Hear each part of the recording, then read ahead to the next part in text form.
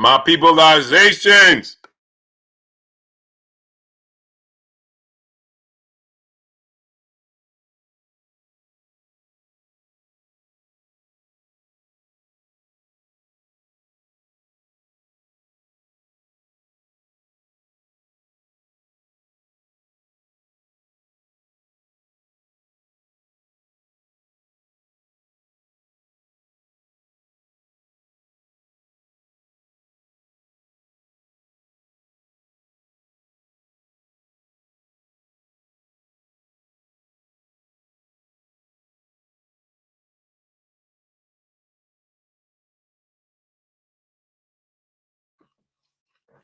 Smash the like button.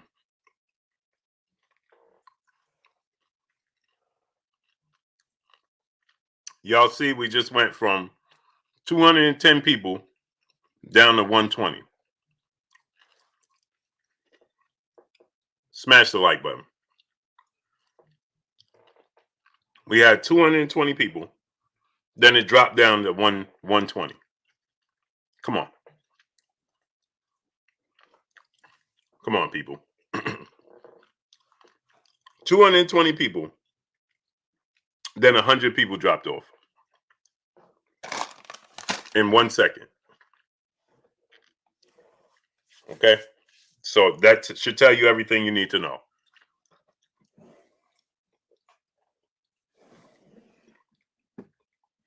So we're going to get into this. We're going to get into this.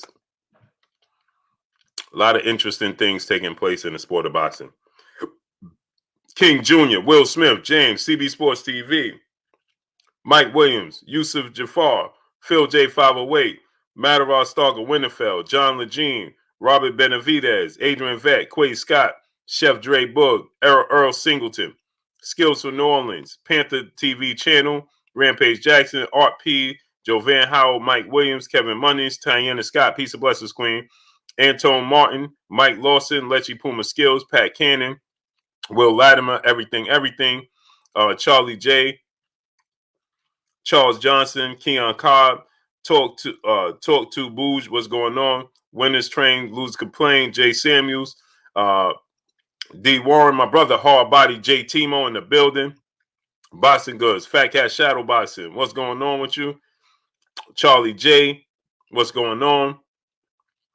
Yeah. Mike Lawson, what's going on? So y'all seen it. Star City J, what's going on? Y'all seen it, right? David Bush, Just Joe King, Adrian Williams, Ben Israel, what's going on? We had 220 people in 1 minute. Then it dropped down to 120 people, and now it won't go up. Tex Rock, Christopher Johnson, what's going on? So y'all see, I don't make this stuff up. Now y'all seen it firsthand. Obsidian, Lion, the Code Keeper, what's going on? Y'all seen it firsthand what just happened. How did we go to 220 and drop 100 people drop off? Right? And then it can't go above 150. Come on. The Zoom verse, TJ Sports and All Topics, Joshua Santana, what's going on? Christopher Johnson, Tex Rock, my brother, what's going on?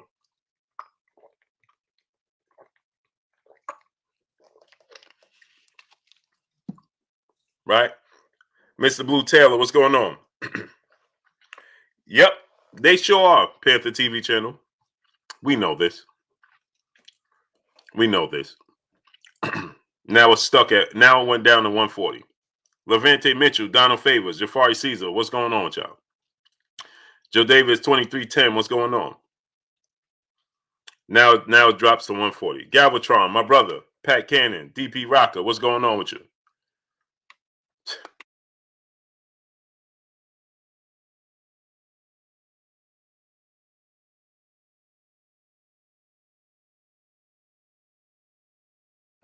June Bugger, what's going on? Big Zoe, what's going on? So smash the like button, man. These are the games that they play. And then they act like they don't understand what's going on. Uncle Man, what's going on with you, great brother?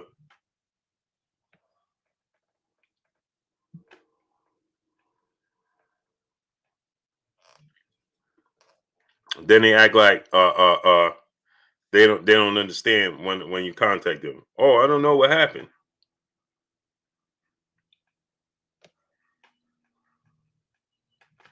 How you don't know what happened?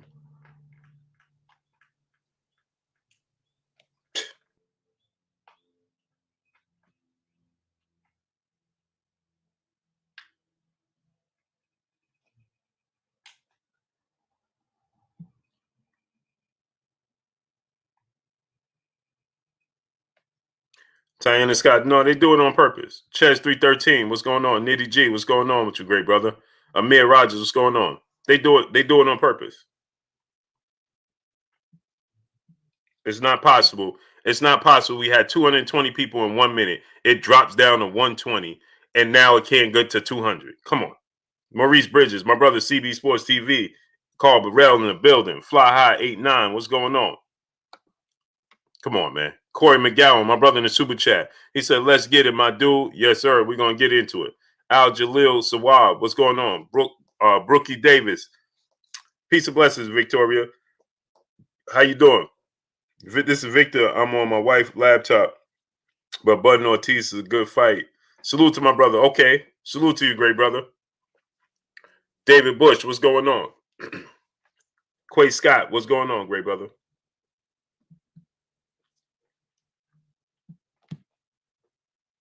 Yeah, so now y'all can see when I be telling y'all this is what they do. Demetrius Bright, what's going on? Tariq Reed, Jose Villanueva, Randy McGee, what's going on? Now all of a sudden, in 1 minute we had 220 people. 1 minute. Now we don't have 200 people in 8 minutes. Sab 1, Andrew Hernandez, what's going on? Tim Parker, what's going on? Jamai Bay, what's going on? My brother Bish, be megastar in the building. Go subscribe. If you got sons, daughters, nieces, nephews, friends with little kids, little cousins, have them subscribe to KK Pinson TV. My brother Bish, be megastar. Drop the link, great brother, so they can subscribe to the channel. I the Tiger, Jose Villanueva. What's going on with you? C99, what's going on? Stephen Young, what's going on? Yeah, that's what they're trying to do. Amazing, man. Ray Newberry, what's going on? Mr. Cool Guy, what's going on? D. Luckett, what's going on? Box Conversation, my brother Reggie Owens in the building. Go subscribe to my brother Box Conversation, Reggie Owens. William Crowder, what's going on? And then I see that everybody likes to go live now at the same time I'm going live.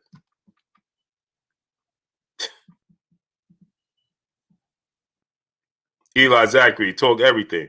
Anthony Carlisle, Jordan Maverick, Los Angeles Lakers, Burgess Meredith, William Crowder, what's going on?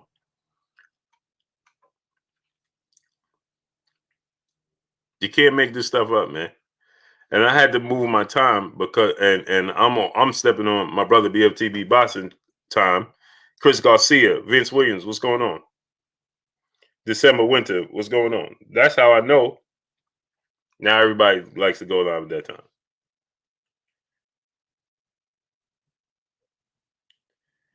Can't make it up, man.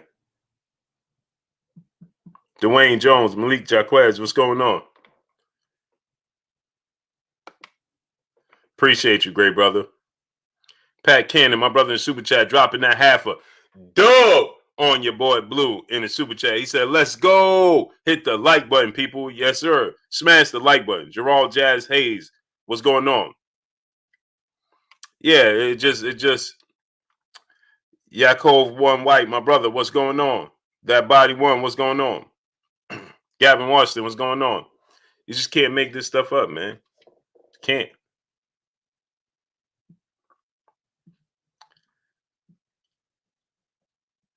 Let me tell y'all, right? So I had to move my time, right? Because just dealing with stuff at the house, just regular stuff. So I had to move my time. Kendrick Amon, what's going on? James Diamonds, Eric A, what's going on? I called my brother BFTB, and I'm like, bro, do you mind?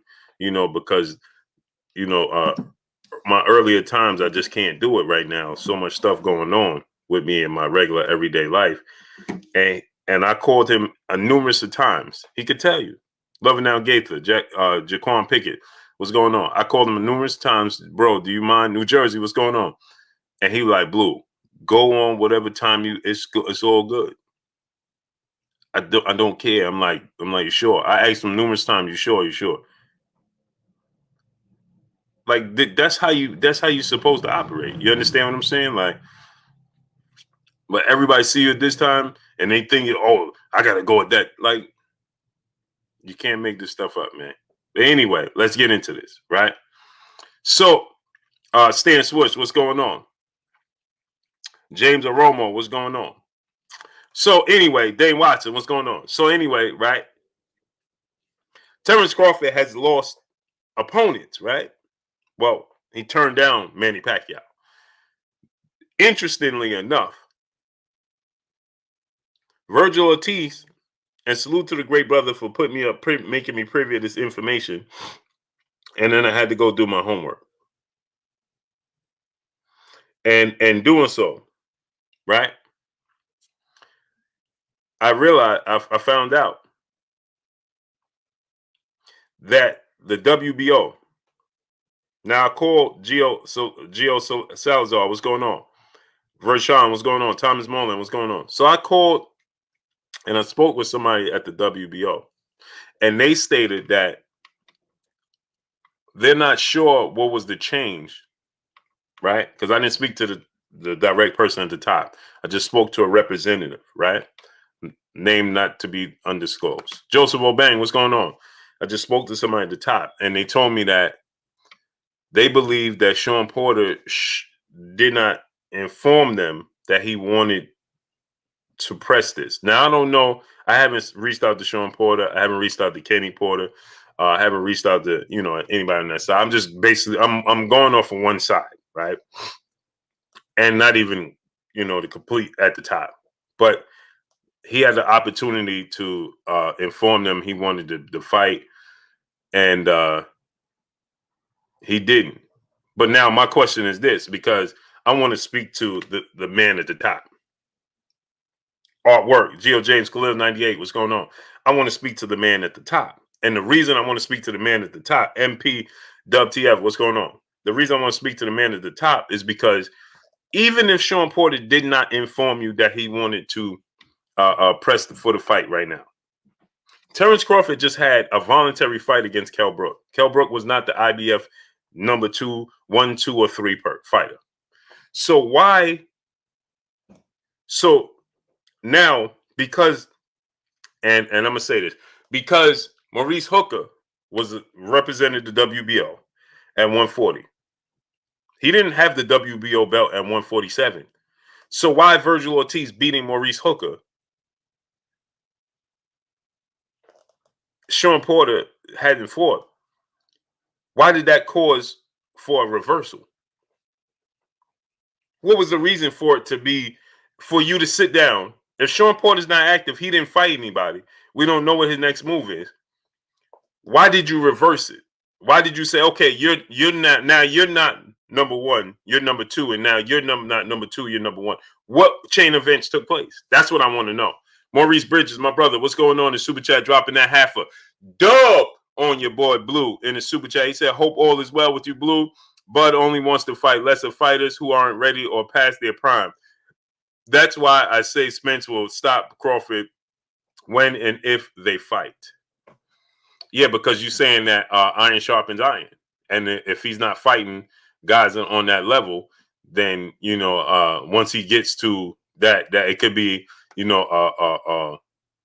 essentially it could be, a shock, right? So that's what you're saying. Yaakov One White, my brother in the Super Chat, he said, can you clear up how you activate mandatory? The contender is not responsible for activating the mandatory, ? Right, and that's what I'm saying, right? According to Lester Duvall, what's going on? Silver Surfer, what's going on? Fontaine's Cabell, what's going on? Silver Surfer. I haven't spoken. I tried to. Sean Miller, what's going on? I tried to, for you guys, to get you guys this information. I tried to speak to, and hopefully they get back to me, right? Because I want to clarify this for you guys. I don't understand, like the brother's saying. He said, can you clear up how you activate mandatory? You're supposed to inform them that you want your just dues on the fight. Montre, what's going on? Sean Strong, what's going on? 2016 to 20, same talking points. Tavian Parrish, what's going on? Right? Jay Jackson, what's going on? So according to what I was told, they have to say, okay, I'm in position and I want to get my opportunity. And they have to sponsor 0218. What's going on? Yaakov One White. So according to what I was told, and this is not the top, I didn't get to speak to the absolute top, and that's where I need to be. But according to what I was told is that you in position Sean Porter is he's supposed to contact the WBO, let the WBO know, listen, I'm number one. I've been number one for however long I've been number one. I'm due to get an opportunity for the fight for the title, and I want to have it in a certain time frame. And then, from what I'm being told, E2 Molden, what's going on? Now, I'm gonna keep reiterating this because I haven't spoken to the person at the top, but they said that then they would take that to the champion and say, listen, okay, well, now you have a certain amount of time to negotiate this fight with the number one challenger. And according to what I was told is maybe Sean Porter didn't do that. But okay, let's say he didn't. Why did he lose his position? Because also what I was told is Vergil Ortiz didn't do it either. So if Vergil Ortiz didn't call the WBO and say, if Sean Porter don't want the position, we do, for them to reverse the roles, then why did they just automatically switch it? Is where I'm lost at. Jose Juarez, what's going on with you? You understand what I'm saying, Yaakov One White? So I don't understand why the musical chairs if nobody was moving. You understand what I'm saying? Cognitive ability, what's going on? Jay Gutter 34, what's going on? If Emmanuel Pettigrew, what's going on? If Yaakov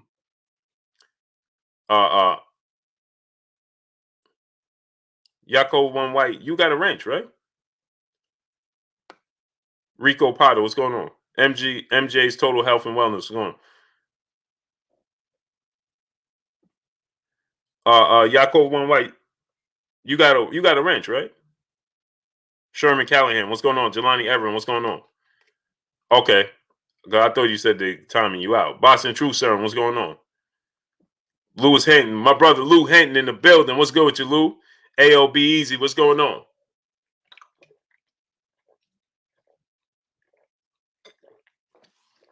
And so now I reached out to a few people. Big Texas, Clay Smith, what's going on, great brother? Jelani Everett, my brother, St. Louis Mick in the building. Albert Doherty, what's going on? East Oakland, 3500, Naughty Crash, what's going on? Francione Arcelius, what's going on? Mundogs from Chicago, what's going on, great brother? Moses King, Pull County Boxing, Robert Montgomery, what's going on? And I want to apologize to you guys for yesterday not being able to, I didn't greet each and every one of y'all as you come in, and y'all know that's that's who we are. Anton Martin, Shy Focus, Smooth JT, the Raider Scholar, what's going on? That's who we are. So I got right into it. Y'all know I got in my bag and I didn't get to my peopleization. So I want to tell y'all that. Solo Productions, Macadocious Mac of the South, Terry T, what's going on?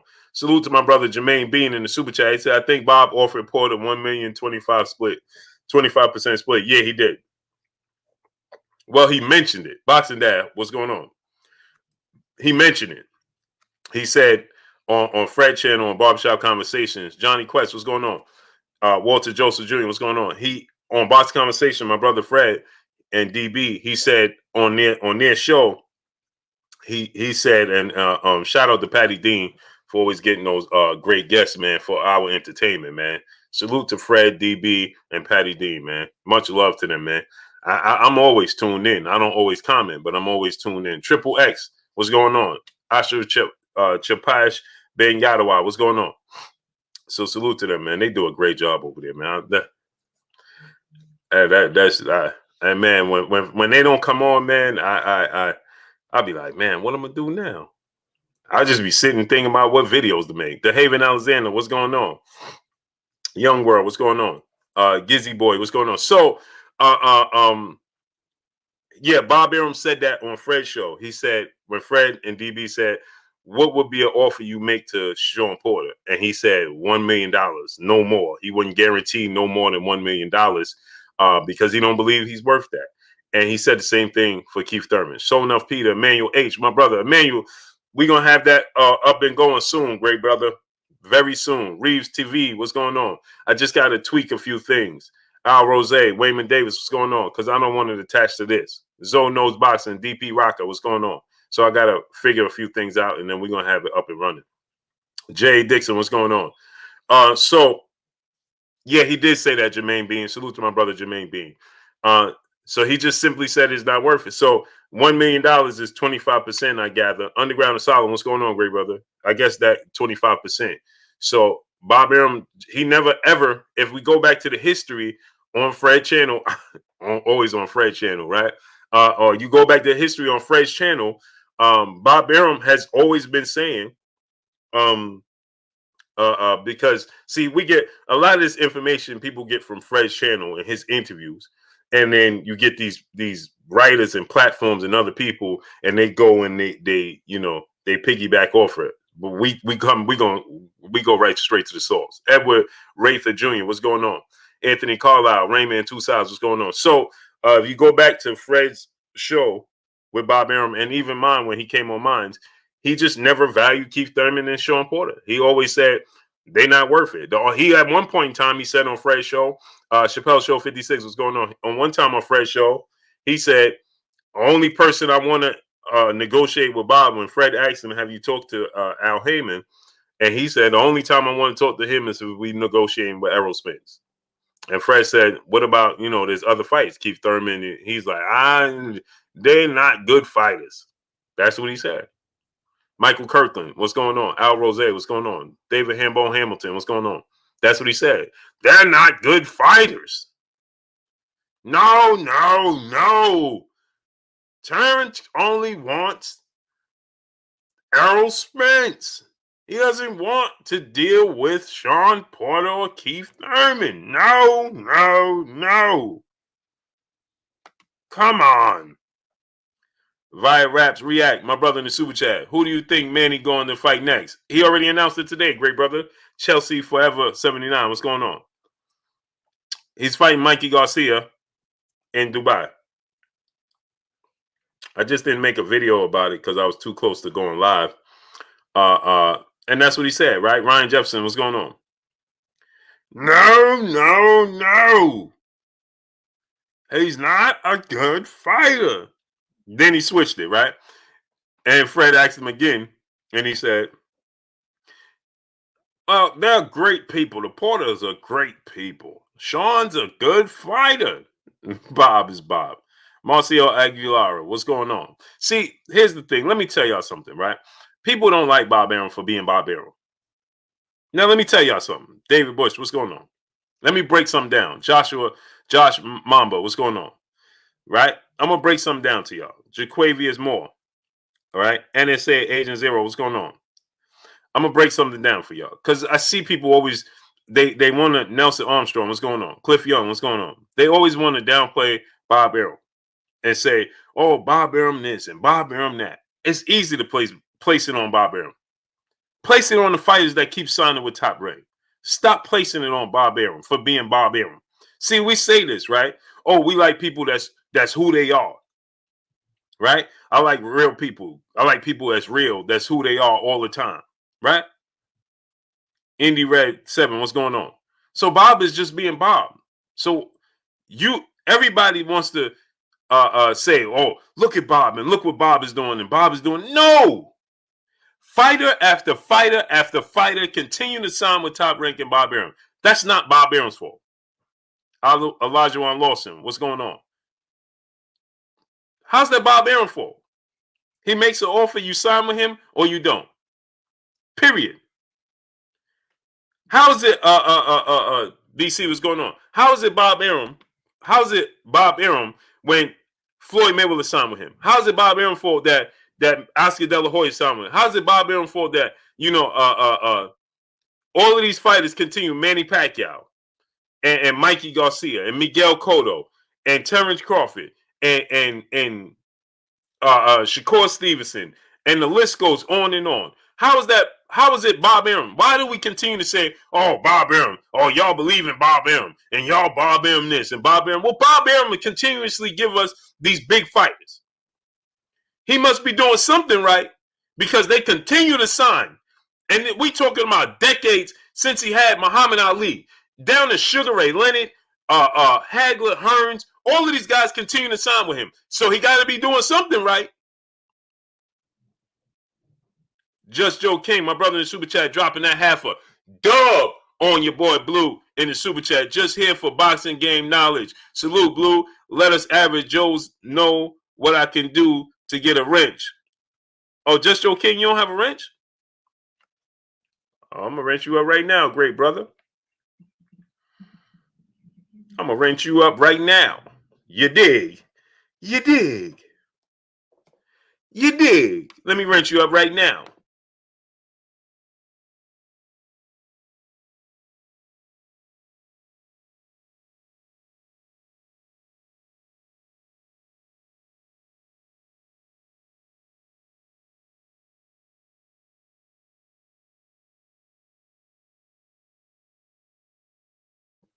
There you go, King. There you go. The real Rick Rob, my brother in the super chat. What's goody with you? I ain't see you yesterday, great brother. Azap Sam, what's going on?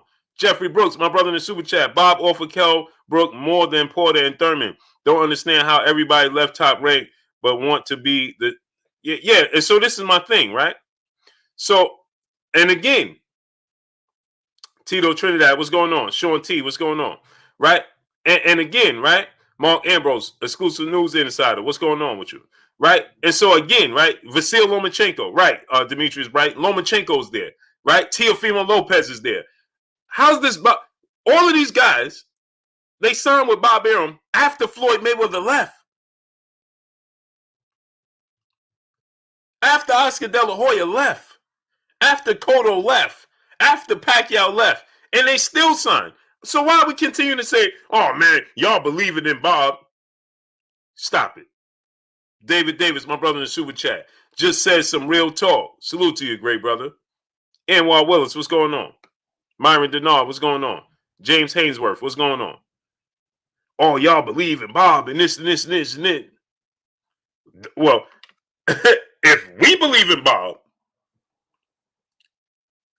but the fighters are signing their careers, you can say what you want about me. Darian Moss, God had Lux, right? Danielson 24, Victor Griffin, right? You can say what you want about me, right? AC Padilla, right? This is my business right here. Right here, right? They signed their careers over to Bob Arum. So what does that say about Bob Arum? And they continue to sign their careers over to Bob Arum. Alex York, what's going on? Terence Crawford re-signed with Bob Arum. Who has the best young crop of fighters?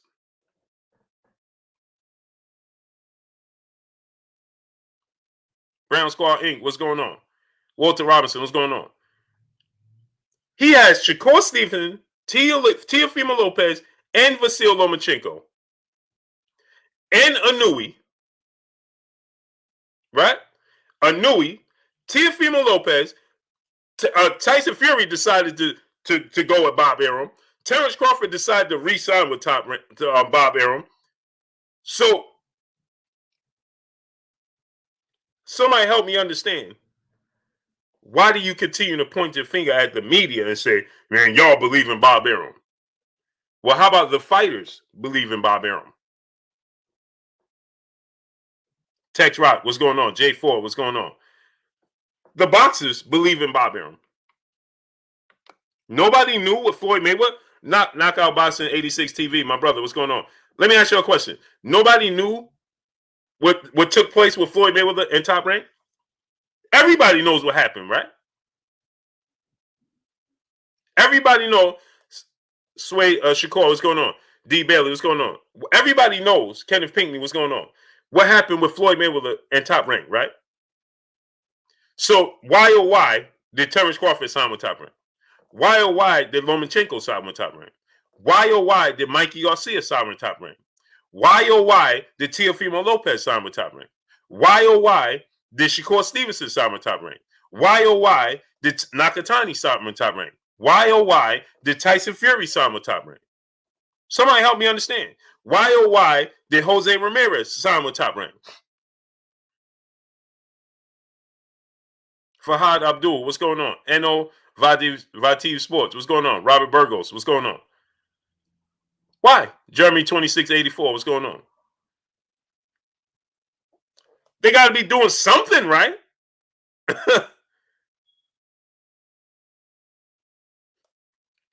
So we got to stop saying, oh man, Bob, Arum, Bob. Listen, that's easy to do that. Myron Denard, my brother in the super chat. Guys like Andre, Crawford, Devin, and Shakur have to be held accountable for who they choose to sign with. They all have to be. It's their careers. Bro, they all have to be. It's their careers. And especially after they sign the first time, once they become a free agent, why did you do it again? Eric Pryor, my brother in the super chat, what does Bob spend his $85 million budget on? I don't know, but they don't mind signing it. So if they like it, I love it. This is something I tell my wife all the time. We tell our kids this, and this is something that me and my wife live by. If you like it, I love it. Plain and simple. If you like it, I love it. Hoodie Smoke, what's going on? Johnny Q, what's going on? My brother, Money in the building. MP3, my brother Money Power the Third. MP4 Vids in the super chat, dropping that. Dub on your boy Blue in the super chat. Salute to you, Blue Blood, and the chat. The reason why these guys sign with Top Rank due to having matchmaking that favors them. They all know at some point they have to roll out when looking for superstar paydays. Yeah, right, because they know that he and again, Money, that goes back to what I said, Money, because Bob is being Bob. Money said it absolutely. I couldn't have said it no better. Because Bob is being Bob. So they know he's been the same way for decades. After decades after decades. He's the same guy. He's Bob Arum. He's going to be Bob Arum. Decade after decade after decade. Is he going to pay the big money for the fights? No, he's not. We all know that. We knew this. You knew that before you signed. We knew that after you signed. We knew that when you leave Top Rank and the fighter coming behind them, know the same thing. So why, oh why, do we continue to say, well, it's Bob? No! Why are you expecting him to change who he is? He's 80-something, almost 90 years old, and he's been the same way for over 50 years in the sport of boxing. Come on, man. Christopher Schaefer, my brother in the super chat, dropping that half a dub on your boy Blue in the super chat. He said, remember what I said last night, Blue? I believe it to the point I made, put a hundo on Ortiz and take the odds, believing that Ortiz is not on Crawford's level. All he has to do is survive. But that's going to be hard for him to do, great brother. Anthony Jacobs, what's going on? That's going to be hard for him to do. Terence Crawford, first off, how come we got 730 people and we got 400 likes? We have 730 people and we have 400 likes. I'll say it again. We have 730 people and 400 likes. How could that be? Jeffrey Brook, my brother in the super chat, dropping that dub on your boy Blue in the super chat. He said the thing is, Blue, every fighter signed on to Top Rank was up and coming fighters. After a period of time, they seen that the grass was greener on the other side. Just to understand why Bud is making a career out of it. But this is what I'm going to say, Jeffrey Brooks. There is anomalies. McCray, what's going on? There's anomalies, right? Devin Haney's not signed to Top Rank. And Devin Haney has been getting paid more than any of these young fighters. Not named Gervonta Tank Davis. And he's been doing it relatively on his own. Devin Haney's been doing it. So, again, That goes to what you choose. SG, what's going on? Boxing MMA 365, what's going on? That it goes back to what you choose and what direction you so want your career to go in. Plain and simple. Has nothing to do with Bob Arum. Nothing. This is the way you go to McDonald's and you're going to get McDonald's. Plain and simple. Don't go to McDonald's expecting Burger King. Don't go to McDonald's expecting Red Lobster. Go to McDonald's, you know what you're getting. McDonald's is McDonald's. How long McDonald's been in existence? You're going to get the same flavor. You're going to get just about the same thing you got 20 years ago. How much different is a Big Mac than it was 20 years ago, 30 years ago? It ain't much different. But people go back and back and back. And then you know what people do? They complain, well, you know, McDonald's, man, it's not good for you. So why you keep going back? They've been the same. They've been the same. Sean M., my brother in the Super Chat, dropping that dub on your boy Blue in the Super Chat. He said, salute, Blue Blood, just because. One love. Salute to you, great brother. Much love to you. Always coming through, starting up and showing love. You understand? No. Don't go to, we go to Burger King, you go to Taco Bell and ask them for a triple cheeseburger. No. Why? You know what Taco Bell going to serve you? Taco Bell's been the same. They may add little nuances, but they've been the same. So stop. Why are we going there expecting different results? Stop it. And then we want to say, and then we want to say, whoa, you see, man, you go to McDonald's. You've been going to McDonald's for 20 years, man. You see how much cheese? They only give me this little bit of cheese, man. Well, they've been giving you that same amount of cheese for the last 20 years. So why are you going there? You know you either going to ask for extra cheese, they either going to give it to you, or they not. S550J, what's going on? Lazy fella, what's going on? Plain and simple. SG, my brother in the Super Chat. Bob hooking them up with signing bonuses. Possibly. But at the end of the day, it's the same thing. P. Ace, what's going on? So we yeah, man, y'all looking at Bob, man, and saying, Bob what? Bob what? We went through a 5-year period with Manny Pacquiao and Floyd Mayweather. And Bob being Bob. So now we at Errol Spence and Terence Crawford, and y'all surprised. But y'all want to say it's Bob Arum. No, it ain't Bob Arum, it's the fighters. It ain't Bob Arum, it's the fighters. Walter Robinson, great salute to you, great brother. Salute, Walter Robinson. Shamar Rasham Shalom, what's going on, great brother? Terry Smooth Jr., what's going on? Yeah, get the likes all the way up, man. We got 735 people. Let's get 735 likes, man. Antonio King, what's going on? Right? So we say, man, bro, yeah, look at Bob doing it. Bob once again, and Bob. Why? Why? A promoter is a promoter. Period. It's just like this.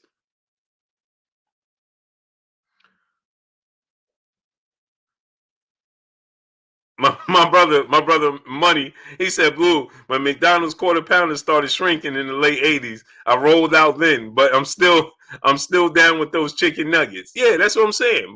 And that's what I'm saying, right, Money? Like we can't help it, but we can't expect, like, McDonald's is gonna be McDonald's. Simple. You go to McDonald's, hey, Money. How different is McDonald's in New York than it is in Alabama, than it is in Florida, than it is in Georgia, than it is in Vegas, than it is in LA? Is there any difference? No. There's no difference. There's no difference. There is no difference, people. You're gonna get the same taste in. I've been in Las Vegas. I've been in LA. I lived in New York. I've been to Georgia. I've been to Florida. I've been to Virginia. I've been in the DMV. I've been to both Carolinas, North and South Carolina, right? And McDonald's is McDonald's is McDonald's. Plain and simple. There may be a little slight difference in the prices, slightly, and that's because of the cost of living where you're at. That's it. It's not because of McDonald's. Quan 43, what's going on? 7 trillion, what's going on? Or Martinez 1, what's going on? It's not because of McDonald's. It's because of the cost of living where you're at. Period. But the facts remain the same. Okay. Number one is going to be the same price, just about everywhere you go, and it's going to taste the same, just about everywhere you go. Mike James Boxer said Florida is different. No, it ain't. I done been to Orlando. I done been to Miami. I done been to Pensacola. I done been to Gainesville. I done been to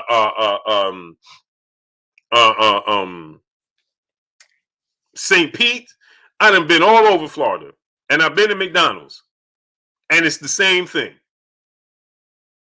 It's the same thing. Prices may be slightly different, and they might have little different things. Like they might have, the coffee cakes and the strawberry, apple pies, and this person might they may not have this. It's the little nuances. For the most part, it's the same. It's the same. They may have little different things because of where they at, but it's the same. It's the same thing. It's the same thing. Baltimore Jackson, C. Long, what's going on? Same thing. Krusty Krab, what's going on? Ebony Queen, peace of blessings, Queen. How you doing today? Right. Thank you, Corn 43. You may get one here and there, right?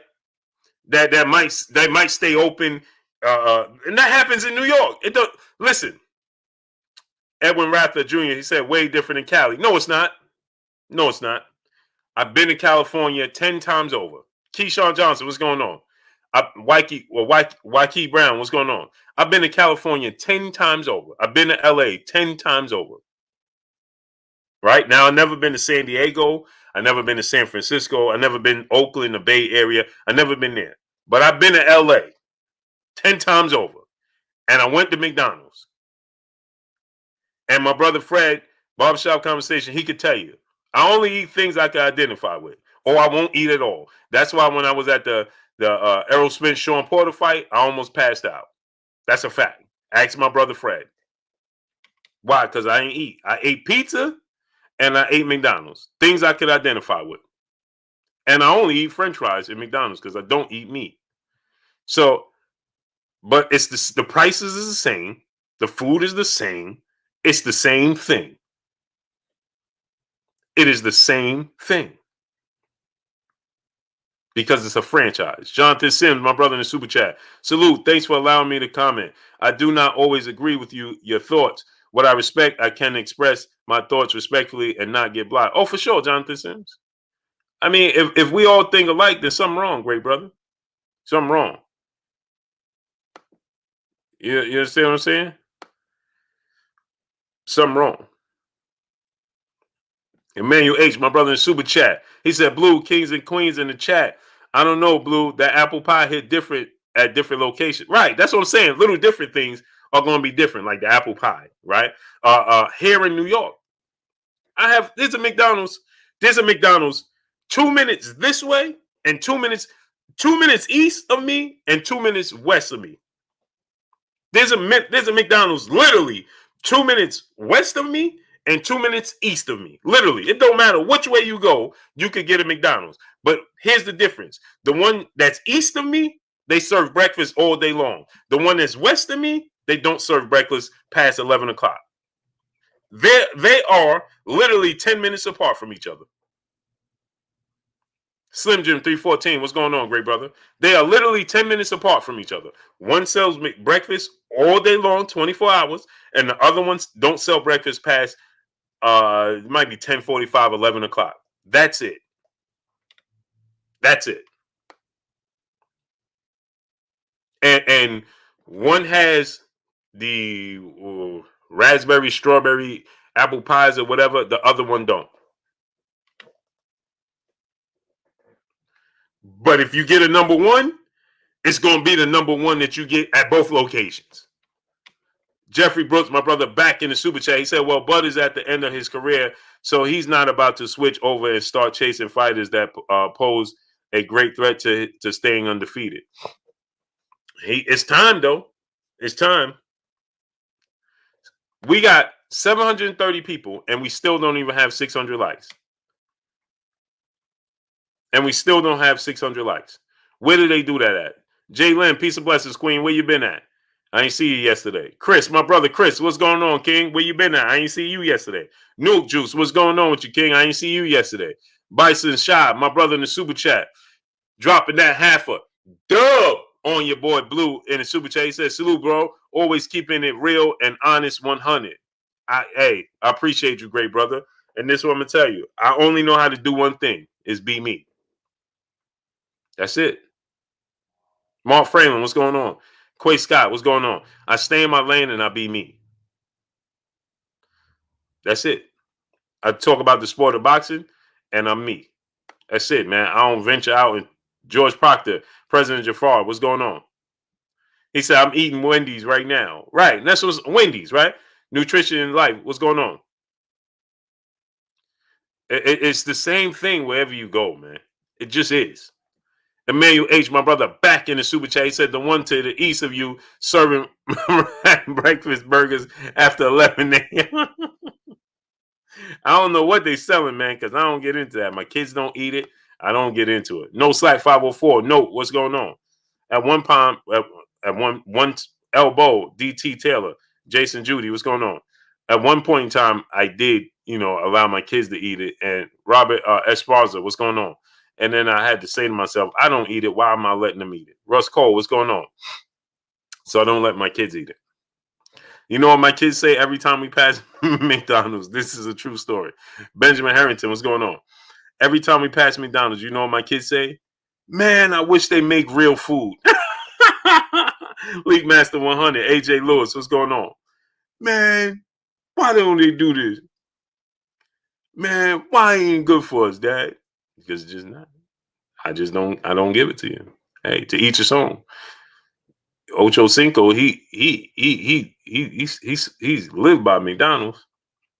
I just don't, man. Will Wright, what's going on? Deion Williams, what's going on? Peace be free, what's going on? That's what my kids tell me every time we pass it. Every single, never fails. Never fails. Yep, Bossy Gray said Nets winning it all this year. Oh, for sure. For sure. Matter of fact,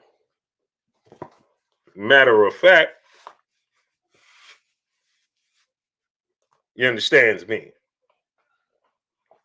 New York in the building. My brother Money Brown TV in the building. Go subscribe to my brother Money Brown TV, man. It's my brother right there.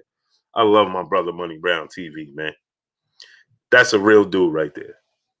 Mamadou Mustafa Bey, what's going on? Bang Bang, what's going on? Chevelle Solomon, where you been at, man? Baltimore in the building. So let's get into it. Darius Graham, what's going on? Wiseman, what's going on? I believe it's going to be the Lakers and the Nets. That's what I want it to be. Richard Harris, what's going on? Vex, what's going on? That's what I want it to be. I want it to be the Lakers and the Nets. So, with that said the Tone Blast, what's going on? So, with that said, do me a favor, my peopleizations. Get the likes up. We should be at 750 likes. Can we do that?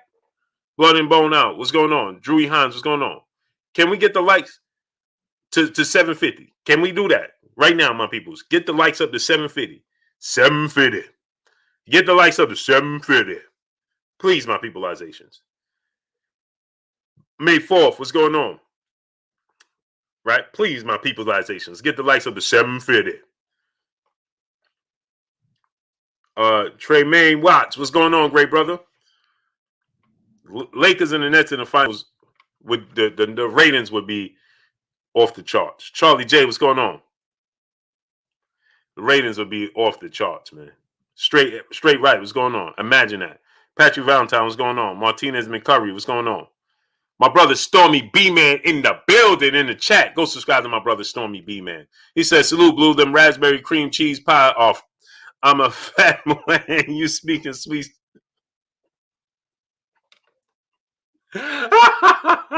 He's saying you speaking sweet somethings to my ears.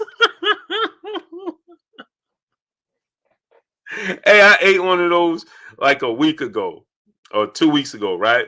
Shoulder roll Zeke, what's going on? I ate one of those like 2 weeks ago, right? Damone Davis, what's going on? North Memphis 48, what's going on? I went out with we was riding our bikes, right? And we was out riding our bikes, and I left so early and forgot I ain't even eat nothing. All I had was water, right? But y'all know I don't eat, I fast, so I didn't eat nothing, I was just drinking my water. And man, it was around this time, right? Black August, what's going on? Around 6 o'clock rolled around. Polo Mike, 1 Gmail, what's going on? And we pulled up in they wanted to go to McDonald's, man. And we pulled up in McDonald's, and I'm like, man, I don't even eat McDonald's. But I was the only one that didn't eat it. So I didn't want to be like, man, I ain't going there. You know what I mean? It was like 11 of us on our bikes. So I didn't want to be the one. Elliot Burgess, Boxing Grace, what's going on? I didn't want to be the one to be like, man, I ain't going there. Ron Gibson Jr., Quay Scott, what's going on? So I'm like, all right, we go to McDonald's. I guess I'll get a Powerade or a bottle of water. Right? I'm trying. So a Powerade or a bottle of water, right? Boy, Banat, what's going on? And man, my stomach started talking to me, and it started telling me, man, just get a fish fillet. It's fish. Just get a fish fillet. Emmanuel Harwood, what's going on? It's fish. My stomach started telling me that. Jim Papa, what's going on? Shepherd King, what's going on? Just get a fish fillet. It's fish. It's fish. It's just fish. And one of my boys, he was like, you just get a fish fillet. And I'm like, nah. Right? No, don't do it to yourself. Don't do it, right? Corn Kid, what's going on? So I'm hungry, right? So I'm thinking to myself, John Page, my brother Batman in the building. What's good with you, Batman? Alpha Yashirala, what's going on? Yeah. So I said, I'm looking, there's a pizzeria or across the street. But I'm saying to myself, do I want to put a pizza on my stomach on an empty stomach, right? And be on a motorcycle? That might not be a good look, right? So I'm like, you know what? I said, man, what kind of snacks they got? And I was like, I'm gonna just get an apple pie. And then my boy got one of those compost mestres. What's going on? Right? And so I said to myself, you know something? Let me just go ahead and get an apple pie. And I saw the little cream pies. Actually, they didn't even have apple pies. They only had the raspberry cream pies, right? Southport Boxing Media, what's going on? William Bobo, what's going on? And so I got one of those, and I ate it. And mind you, Ricky Wright, what's going on? He says pork in the apple pie. I didn't even know that. You're seeing 007, what's going on? 704 Joe, what's going on? Didn't know that. So I got one of them the raspberry cream pies. And boy, it was hot. Moral Moss, what's going on? Alex Yo, what's going on? Man, I walked out the door and bit it. And then I was like, oh, wait a minute.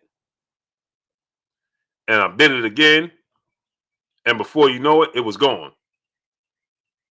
You understand? PG King 911, what's going on? Before I know it was gone. So I said, I might as well go back and get another one, right? And just wash it down with this good old H2O. And so I did so. Yeah, they good. They good. But I'll never do it again. But they good. They're good. They're good. I'm going to stay clear away from them. Clear away from there. Soldier Boy 911, my brother in the super chat, dropping that half a dub on your boy Blue in the super chat. He says, salute from Philly, my good brother Blue.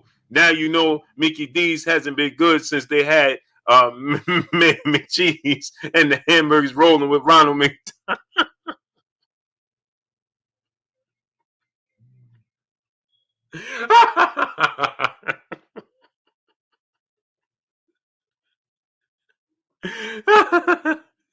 Oh man, Jeff Bryant, what's going on? Yo man, Jimmy, what's going on? Yeah, I'll never do that again, man.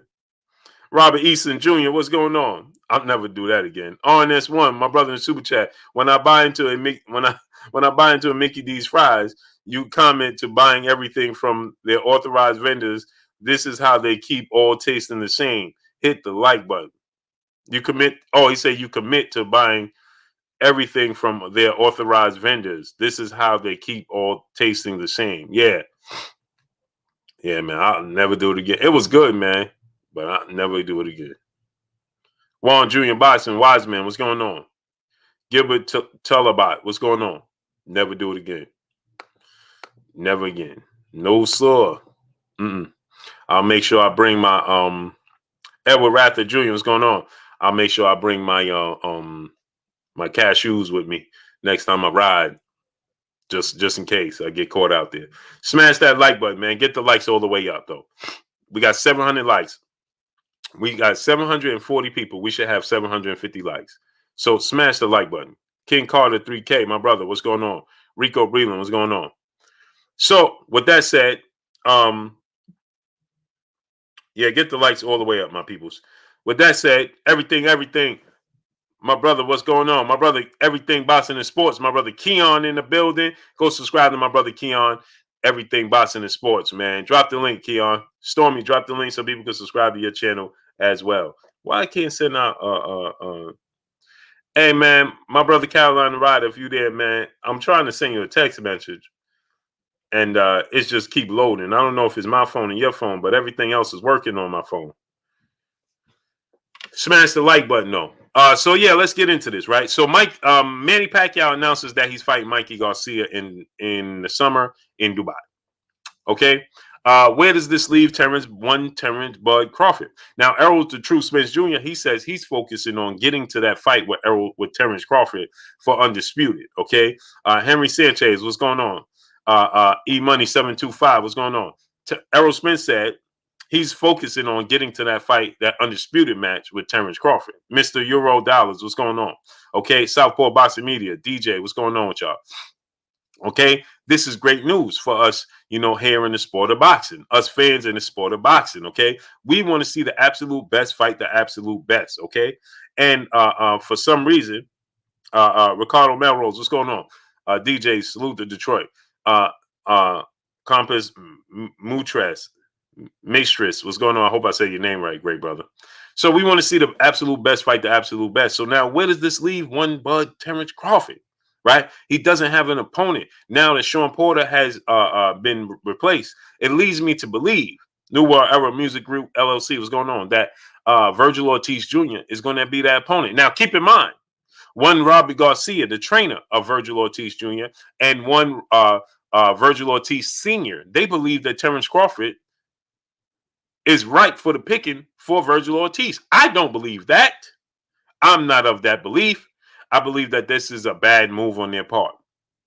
And now I'm of the thought that they're going to push for this fight. They're going to push for this fight. Now, like I stated, according to whom I talked to, they said that, Vergil Ortiz hasn't put in the notice that he wanted the position. And maybe he didn't do so because Sean Porter was in that position. But I would like to know what took place that had them remove Sean Porter. Cowboy 007, what's going on?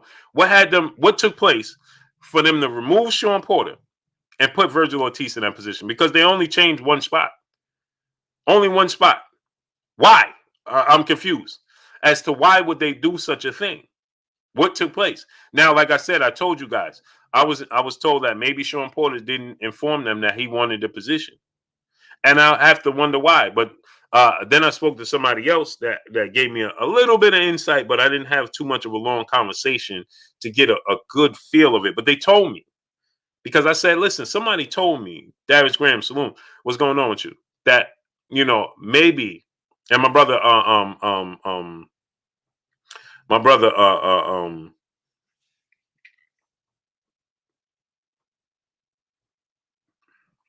I can't remember. Willie Purdue, what's going on? But anyway, so if Sean Porter would have took the position, pushed for it, he would have received the minimum. To my understanding, he might have received the minimum, right? Pete Davenport, Marv, what's going on? He may have received the minimum, and he obviously is not looking to receive the minimum at this stage in his career, right? But that's what gets me. Jalen Thompson, what's going on? That's what gets me, right? If you're to sanction somebody, why can't there be negotiations? Why aren't there any some sort of negotiation? There needs to be exceptions. And I'm not saying, no, I am. Some people need to get special treatment in the sport of boxing. There needs to be some exceptions.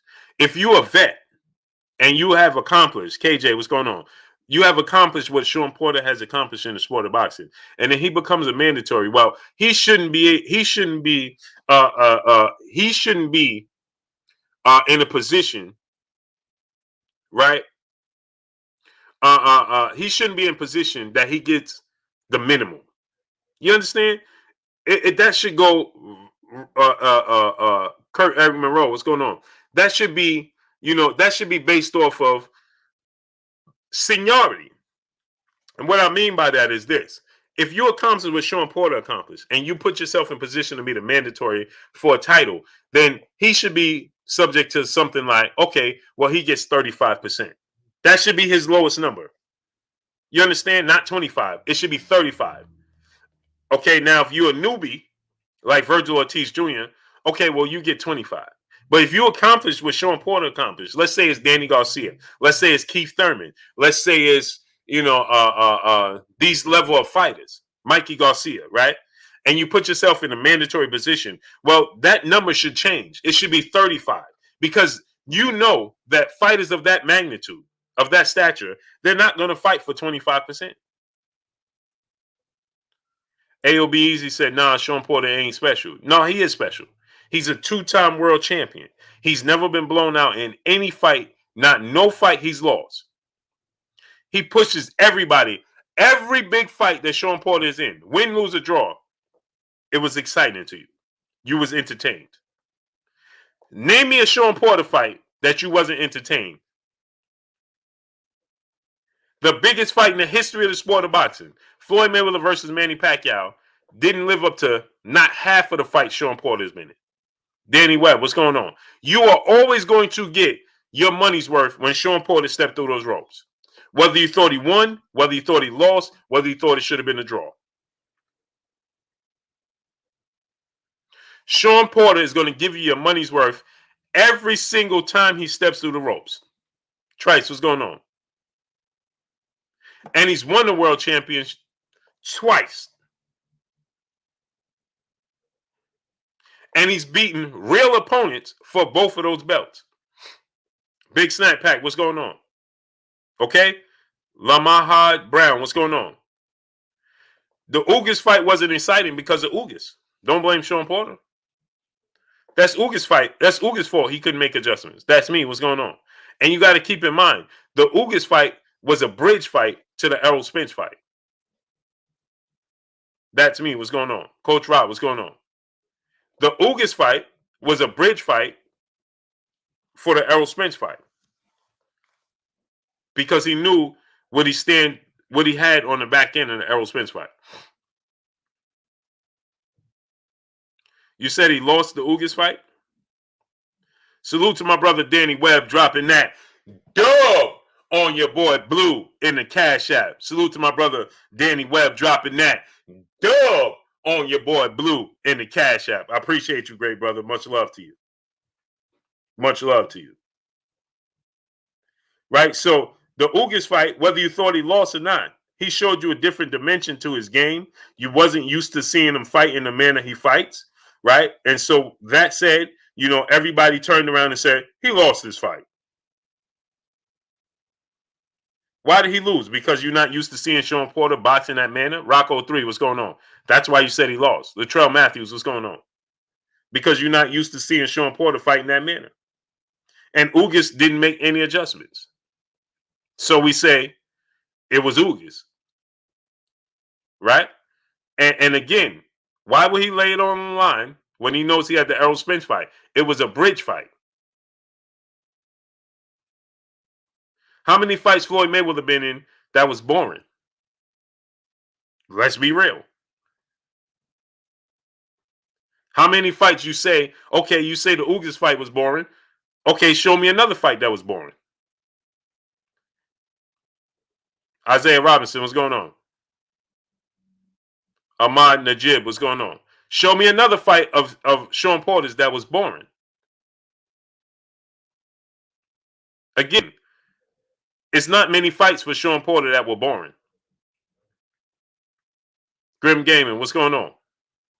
You Baldwin Zamarin, what's going on? Grim Gaming said all the Sean Porter fights was boring. Okay, so you just don't like Sean Porter. Just say that. Mr. Cool Guy, what's going on? See, that's the difference here. Here on this channel, we deal with facts over feelings. Let's be factual. Let's talk factual.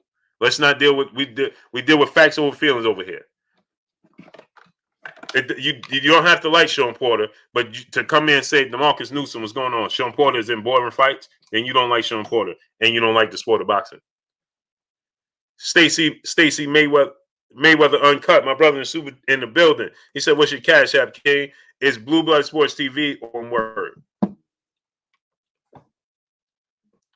Ray Ito said, "Cap, what's Cap? What's Cap? You was looking to get my attention. What's Cap?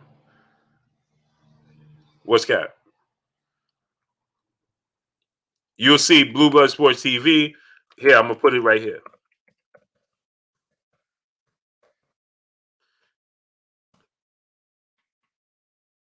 It's just like that. Without the 7. You'll see one with a 7 and one without a 7. Mine's is the one without the 7. President Jafar, what's going on? So, with that said, right, we deal with facts over feelings over here. Hey, you may not favor Sean Porter. He may not be a cup of tea. You may thought he lost the Ugas fight, but you can't say he's not exciting. Errol Spence versus Sean Porter is a classic fight that you'll always go back to. Ryan Taylor, what's going on? It's a classic fight that you'll always be able to go back and watch. Yep, she said Porter's full throttle all 12 rounds. Exactly. Now, how could you say that's boring? Huh? Travis Hart, my brother in Super Chat, he said, Blue, what it do? Same old, same old. I'm just trying to be like you, King. That's all. Dow Rock Strong, what's going on? Barry Dorsey, what's going on? Franklin Harris, what's going on? So, I don't know what took place, but I truly wish that Sean Porter would have activated the mandatory push, did whatever he had to do to make that fight happen. John Norrie, what's going on? Because now we see that Manny Pacquiao, and who wants to see this Manny Pacquiao Mikey Garcia fight? I'm not opposed to it. It's not the fight that I want to see, right? But I don't mind it because I'd rather that than them to hold up Errol Spence and Terence Crawford. Go ahead. See, now here's the thing though. Now Terence Crawford don't fight Manny Pacquiao. Well, Sean Porter needs to be the next best option. Southside Down 903, what's going on? Because here, let me tell you why. Iron Levent, what's going on? Now, he told the boxing world, and he told Sean Porter, just stay on standby. If the Pacquiao fight don't come to fruition, then you're next up. And Bob Arum, he uttered the same sentiments. Vince, what's going on? He uttered the same sentiments, right? Now, if he don't fight Manny Pacquiao, Sean Porter is supposed to be on deck. Ain't that what he said? Salute to my brother Amir Rogers in the Cash App, dropping that dub on your boy Blue in the Cash App. Appreciate you, great brother. Salute to my brother Amir Rogers in the Cash App, dropping that dub on your boy Blue in the Cash App, man. Much love to you, right? So now he stated that he told the boxing world and he told Sean Porter, stay on standby, right? Because if I don't have this fight with Manny Pacquiao, then you on deck. Isn't that what he told us? That's what he told us. So now that needs to come to fruition, whether he's your mandatory or not. So that only comes to fruition if he's your mandatory? Huh? Salute to my brother Ryan Taylor in the Cash App, dropping that $500 on your boy Blue in the super chat. He's just supporting the grind. Much love to you, great brother. Much appreciated. Much love to you. My brother Ryan Taylor dropping that $500 on us in the super chat. That's much love to you, brother. DeJuan Roberts, my brother in the super chat. He said, "Salute, Blue. Bud versus Ortiz in Texas is a bigger pay-per-view. That's one reason for the switch in Texas. But Terence Crawford is not going to fight in Texas. He's not going to fight in Texas. That's not going to happen. That ain't it. Not going to happen." Father Strength, what's going on? Stephen Truitt, what's going on? Salute to my brother Eric Salazar in the super chat. My favorite boxing show. Salute. Oh, man. Hey, you my favorite, man. Salute to you, great brother. Don't tell the rest of the chat, but you my favorite, man. Jack the Man, what's going on? Don't tell the rest of the chat, great brother. You know what I mean? Don't tell the rest of my peopleizations in the chat, Eric Salazar. You know what I mean? You dig. You dig. You dig. Salute to my brother Kendrick Broadwater, dropping that $500 on your boy Blue in the Cash App. Salute to my brother Ken Broadwater, dropping that $500 on your boy Blue in his Cash App, man. Much love to you. Much love to you, great brother. Appreciate you.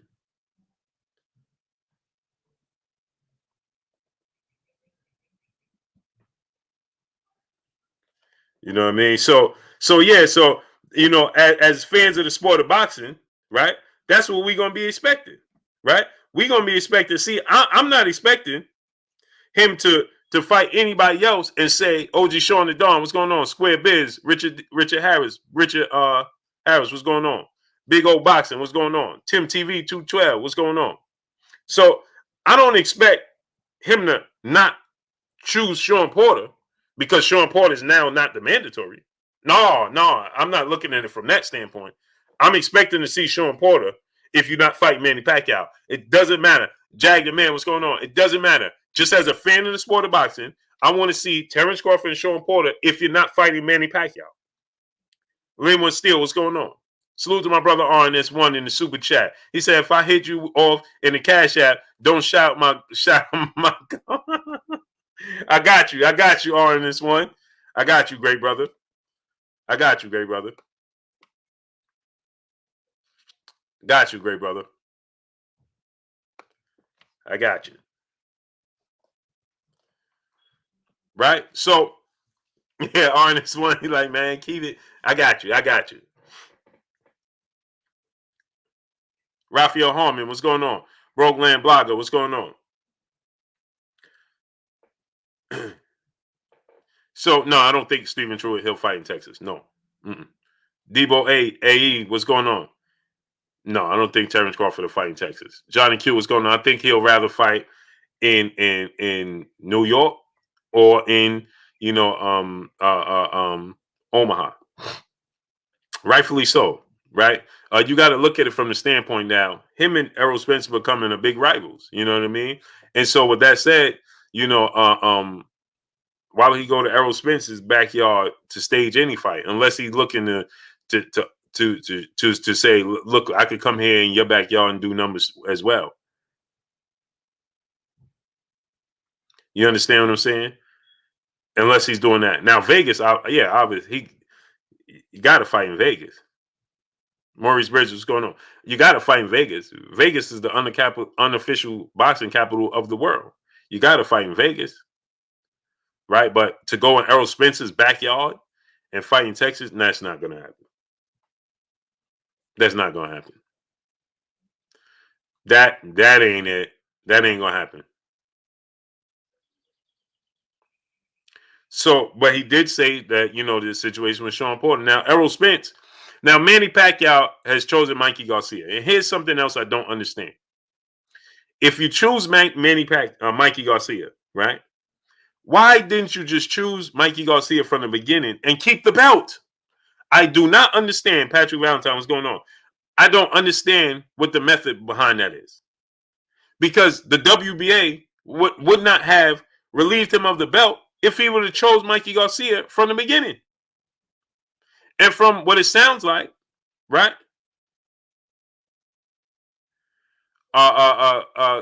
You see that Fanon channel? Go ahead and get them out of here, please. It's Jay. What's going on? Please, my peopleizations. I don't even want to see that, man. Go ahead, man.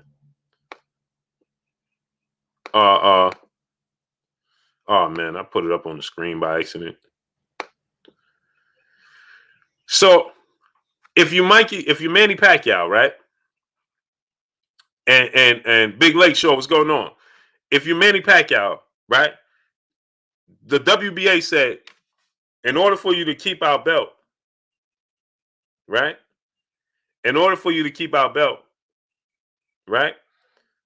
Do me a favor and fight somebody in the top 10 of our Tone Capone 1. What's going on? Of our ranking system.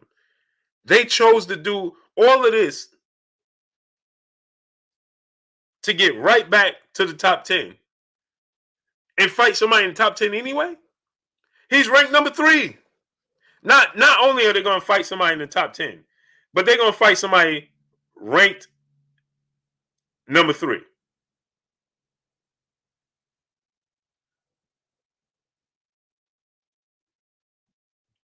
Salute to my brother Lamont Griffith in the Cash App.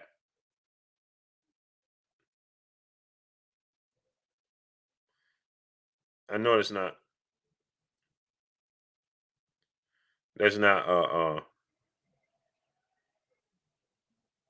salute to you, great brother.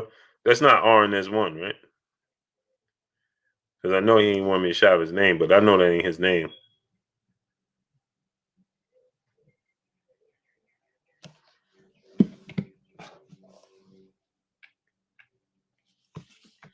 My brother in the Cash App. RNS1, let me know when it's you that's in the Cash App, so I don't say your name, great brother, because now I don't know if that was you or not. I don't believe that was you, because I believe that the brother. Salute to the brother dropping that dub on me in the Cash App. Much love to you, great brother. Appreciate you, great brother. In the Cash App, dropping that dub on me in the Cash App. Appreciate you, great brother. Emmanuel Joseph Bain, what's going on with you? Robert Black Senior, what's going on? Blackwell Senior, what's going on, great brother?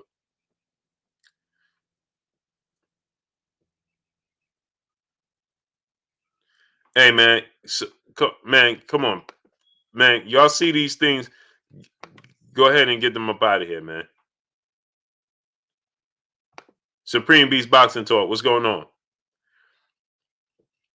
Okay, Lamont Griffith. I was just making sure that was you, right? Okay. Salute to my brother Lamont Griffith in the Cash App, dropping that dub on your boy Blue in the Cash App. Hey, my brother Carolina Ryder in the Super Chat, dropping that hundo on your boy Blue in the Super Chat. He says salute. Salute to you, great brother. Hey, bro, I've been texting you and trying to call you, but it says it can't go through. I don't know if it's on my phone. I don't know if I didn't turn my phone off and everything, and it's still loading.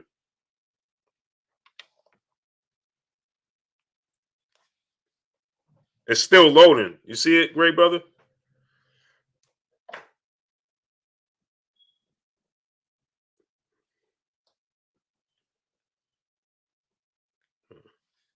You can't see it, but it's still loading. I'm sending you texts and I tried to call you, but it's just saying pending and sending. But I sent other people messages and it's going through. So I don't know why it's not going through, great brother. So I don't know if you got to refresh yours or if it's mine's, but it's not letting me call you. When I call, it's like it sounds like a typewriter and it's pushing me off. And then when I'm trying to send you text messages, it just keeps saying sending. I didn't turn off my phone, refreshed it and everything, and it's still doing the same thing. My brother Vince in the Super Chat, he said, my boy Blue always speaking facts. Hey, bro, that's the only way I know how to do it.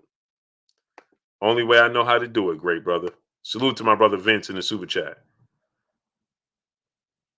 Yeah, I can't look, check it out, right? I don't know if you can see it, but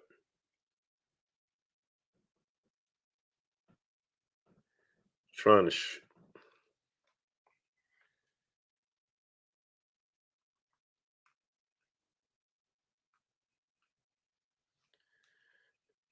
yeah, it's been doing this since I told you earlier. It's been doing this, great brother.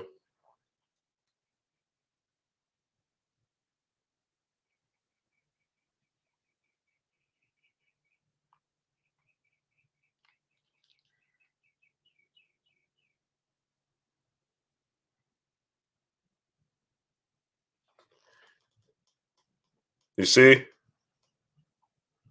it just keeps saying sending.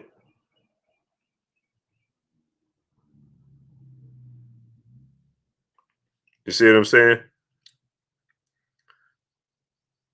Yeah, for sure. It just keeps saying sending, loading. I don't know why it's doing that, man. Jesse Villarreal, what's going on? Melody the Royalty, what's going on? Red Carpet 59, Richard Harris, what's going on? So yeah,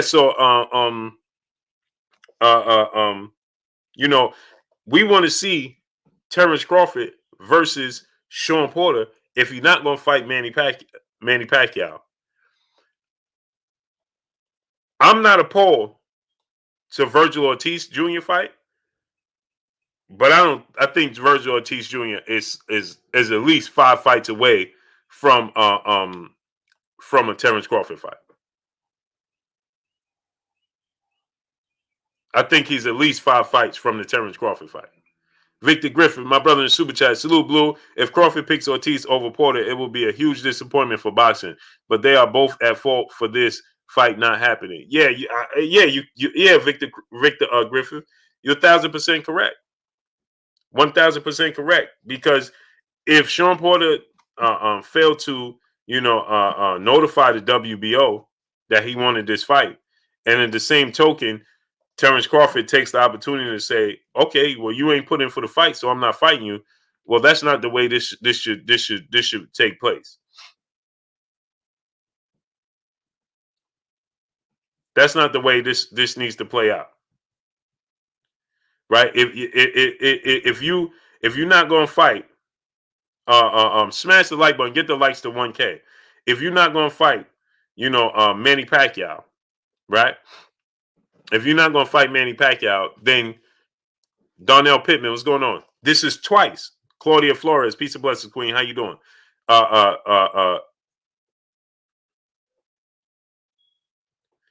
Claudia Flores said, Jesse Villarreal. This channel, not this channel, just say Blue. Claudia Flores, just say Blue. You said this channel doesn't want to hear that Canelo gets better and better. No, Claudia Flores, just say Blue said that Canelo, don't say this channel. Because when you say this channel, you're speaking for my brother Kurt. You're speaking for all my peopleizations in the building. No, just say Blue. I'm the corporate. I'm here. I'm your Huckleberry. Okay. So I said that Canelo Alvarez did not get better. Right? He did not get better. Bill D, what's going on? Show me an instance in where you say he got better. So here's the thing, right? D Brown said your stories contradict each other. What stories of mine contradict each other, D Brown? Because I got time. Diverse conscious, what's going on? So D Brown, tell us what story of mine contradict each other. Go ahead, D Brown. Tell us. Now watch this now. So D Brown and Claudia, let's talk. So you show me, Claudia, in order, this is just simple mathematics. 1 + 1 = 2. Okay. If Shaquille O'Neal shoots free throws, right? Adam M, what's going on? Shaquille O'Neal can't shoot free throws, right? He can't shoot free throws. We know this, right? Guillermo Maldonado, what's going on? Canelo, we know Shaquille O'Neal can't shoot free throws, right? Okay. So if he plays 5 straight basketball games and doesn't get fouled and doesn't go to the foul line to shoot free throws, how could you say he got better at shooting free throws? even though he won those games? How could you say he got better at shooting free throws? Explain that to me. In order for us to tell that he got better at shooting free throws, he would have to go to the free throw line and shoot free throws. So what I said is, because don't say this channel, just say blue, right? Contender regime bossing, my brother, what's going on? Juju, what's going on? So what I said was he got better and his team got better at making sure. Well, they ain't even get better at that because they never liked it to begin with. Easy Lou and Boston TV, what's going on? McClay Peralta, what's going on? They didn't like from the beginning Canelo Alvarez, right? Jermaine Vinciegas, what's going on? Yes, Canelo's the same. So here's the difference. In order for you to tell me he's different and he's improved, well, then I need to see him in the ring with guys that give him trouble. If I don't see him in the ring with the style that gives him trouble, well, then you can't tell me he improves leaps and bounds until you show me when he's in the ring with a guy that the style that gives him trouble. Jalil Muhammad, what's going on? So until you show me, until he shows me when he gets in the ring with a slick boxer that gives that foot movement gives him trouble, that's not who he's in the ring with. He was in the ring with Caleb Smith. He was in the ring with Rocky Fielding. He was in the ring with Sergey Kovalev. He was in the ring with Avni Yildirim. He was in the ring with James Kirkland. These guys are going to be they are perfectly suited for what he brings to the table. So now show me when he's in the ring with a slick boxer, the guys that gave him trouble that he arguably lost to, like Erislandy Lara, and he lost every single round of Floyd Mayweather, and then the counter punching ability and the boxing ability of Gennady Triple G Golovkin, those are the fights that he arguably lost. He arguably lost both the fights to Golovkin and the fight to Erislandy Lara, and on top of it, we know the fight with Austin Trout was giving him trouble until the open scorecards came about, and Austin Trout had to do something out of the norm and fight a certain kind of way. And don't tell me Danny Jacobs, because Danny Jacobs, and that's my guy. I love Danny Jacobs. New York stand up. But Danny Jacobs stood right in front of him. Again, another guy that did not use any movement. Danny Jacobs was reluctant to let his hands go. He wasn't assertive. Don't tell me. Danny Jacobs presented himself in a Canelo fight just like he did in his last fight with Gabe Rosado. That's not a style that troubles Canelo Alvarez. So you cannot tell me he improved until you show me he's in the ring with a guy that's slick and utilizes foot speed and is a slick boxer. That's when he does get in the ring with that guy and he passes that test with flying colors, then I'll tell you he improved. I never said he wasn't a good fighter. I just said he didn't improve. Victor Griffin, my brother in Super Chat, salute Blue. If Crawford picks Ortiz over Poe, there would be a huge... Oh, I read that one already.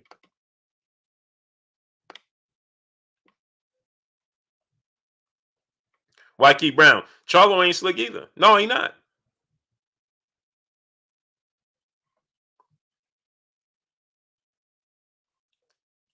Eric Salazar, my brother in Super Chat, I prefer to see Ortiz versus Crawford.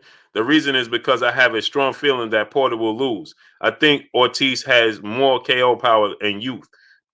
Nope. His style is perfectly suited for Terence Crawford. Jeff, the producer, what's going on? Short Dog, what's going on? Terence Crawford has to make more adjustments when it comes to Sean Porter than he does against Vergil Ortiz Jr. Just is what it is.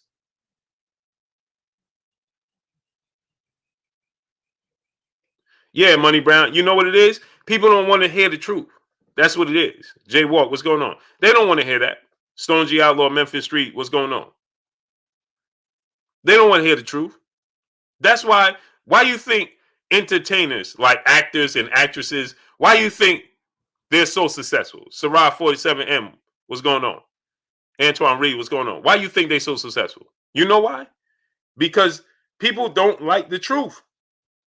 We much rather live in a situation in a place where, you know, we'd much rather live in a place where salute to my brother, Just Joe King in the Cash App, dropping that quarter of a hundo on your boy Blue in the Cash App. Salute to my brother Just Joe King in the Cash App, dropping that quarter of a hundo on your boy Blue in the Super Chat. I mean in the Cash App. Salute to you, great brother, Just Joe King, my brother, showing love. Appreciate you, great brother. Much love to you. My brother's keeper, Cruz, what's going on? So let me tell you, the Boxing Creed 215, what's going on? Iron Forge, what's going on? Diverse Concepts, what's going on? Let me tell y'all something. Sylvester Stallone is in the actual Boxing Hall of Fame. Why? Ask yourself that question. Because more people will support fiction than actual boxing. I'm going to say it to you again. More people will support fiction than they will actual boxing.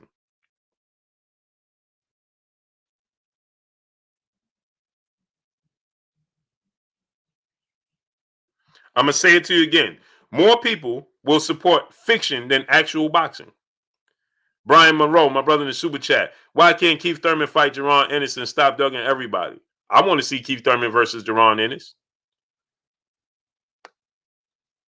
I would love to see it. But Keith Thurman, you know, at this point in time in his career, Vito Morasso, what's going on? You know, I would love to see Keith Thurman versus Jaron Ennis. Keith Thurman don't want to see Keith Thurman versus Jaron Ennis. That's where the issue lies. Chuga, fantastic. My brother in the Cash in the Super Chat coming through, showing love as he always do. Much love to you. Right? Shogun Blaze Z, my brother in the Super Chat. At what weight class is Canelo losing? These guys are too small for 160 right now. So why even bring them up against Canelo? I don't get it. I don't know who you're referring to, great brother. You got to be more specific. Only the Funk, my brother. Texas Bulldog Boxing, what's going on? Hector Camacho, what's going on? AJ XNI, what's going on? Shogun Blaze Z, you got to be more specific, great brother, because you said that at what weight class is Canelo losing? At all weight classes, there's opponents to beat Canelo at all weight classes. It's just Deontay Mosley, what's going on? It's just if Canelo going to fight a style that's going to give him trouble. Smash the like button, get the likes to 1K. That's what it boils down to. At 160, Demetrius Andrade style gives him trouble. Jamal Charlo style will give him trouble. Not to say that guaranteeing him win, but their style will give him trouble. At 154, he was at 154, and he was arguably lost to Erislandy Lara.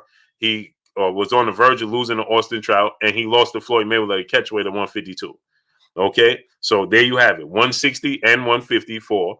And then you go to 168. David Benavidez is a style that could possibly trouble him. That's a style that he's not in favor of fighting. That's the reason why when David Benavidez was the champion, there was no talk of Canelo Alvarez trying to be undisputed at 168 at all whatsoever. There was no talk of Canelo Alvarez fighting for the WBC belt at 168 at all whatsoever. Okay? None. That's at 168. Then at 175, you could fight Artur Beterbiev and Dimitri Bivol in both, who give him trouble and possibly beat him. So I just gave you 4 divisions. 154, we know he lost at 152, so that's a catchweight at 154. He arguably lost to Erislandy Lara at 154. There's fighters at 160 that could beat him. We know he was 1 belt away from fighting for undisputed at 160, and he only had to fight and beat Demetrius Andrade, in which Demetrius Andrade, especially at that point in time, now this version of Demetrius Andrade, completely different thought pattern for me, but that version of Demetrius Andrade gives Canelo all types of problems. He's a slick southpaw that's very rangy, that has power, that's very fast, that's very athletic, has very fast feet, and that's the style that gives him problems. And guess what? Canelo Alvarez chose not to fight Demetrius Andrade for undisputed at 160. Then he moved to 68, and I just broke it down for you. And he could possibly, he may have trouble with Billy Joe Saunders, but I don't know what version of Billy Joe Saunders is going to show up. Okay, but I do know Caleb Plant, if he's on his A game, he could give Canelo Alvarez issues with his foot movements and his hand speed and his athletic ability. Okay, but the best of the best at each division, he's just not fighting. David Benavidez was considered the best super middleweight in the world. And the fight everybody wanted to see was David Benavidez and Caleb Plant, the best 2 super middleweights in the world. And that's not who he fought. At 175, we all know that Sergey Kovalev wasn't the best champion at 175. We all know it was Artur Beterbiev and Dmitry Bivol. We all know that Sergey Kovalev was on the downside of his career, point blank and period. Let's just be honest. It just is what it is. I'm just being real with you. Let's not act like we don't know the style that gives him trouble. We know what it is. Exclusive news insider, my brother in the super chat. He says, "Salute, Blue. How long does it take for YouTube to send you a confirmation pin? And what did you think of Berlanga's performance entertainment-wise?" Oh, Edgar Berlanga is always going to be entertaining. The confirmation, I don't remember, man. I started so long ago. The rules are different now. So I don't know how long it's going to take to get the confirmation and all of that. The rules are slightly different now. And it's just, just different rules, great brother. I wish I could give you, a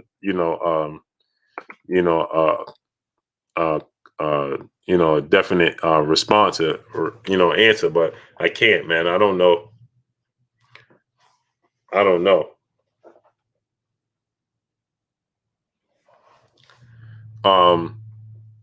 Edgar Berlanga, yeah, exciting. I love the fight. I love Edgar Berlanga's style. Obviously he had some work to do when he stepped up in level of opposition. He seemed to have fatigued at at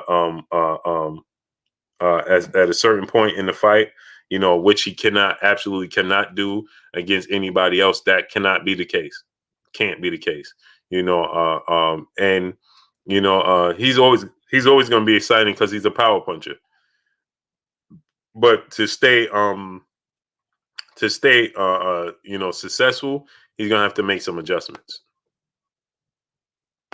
817 Bossy B, my brother in the super chat. He said, so Bud does Porter to fight a prospect who best win is against Mo Hooker, and folks still gonna say he pound for pound. He and Bob are to the boxing #man down. I mean, I listen, I can't be opposed to your standpoint.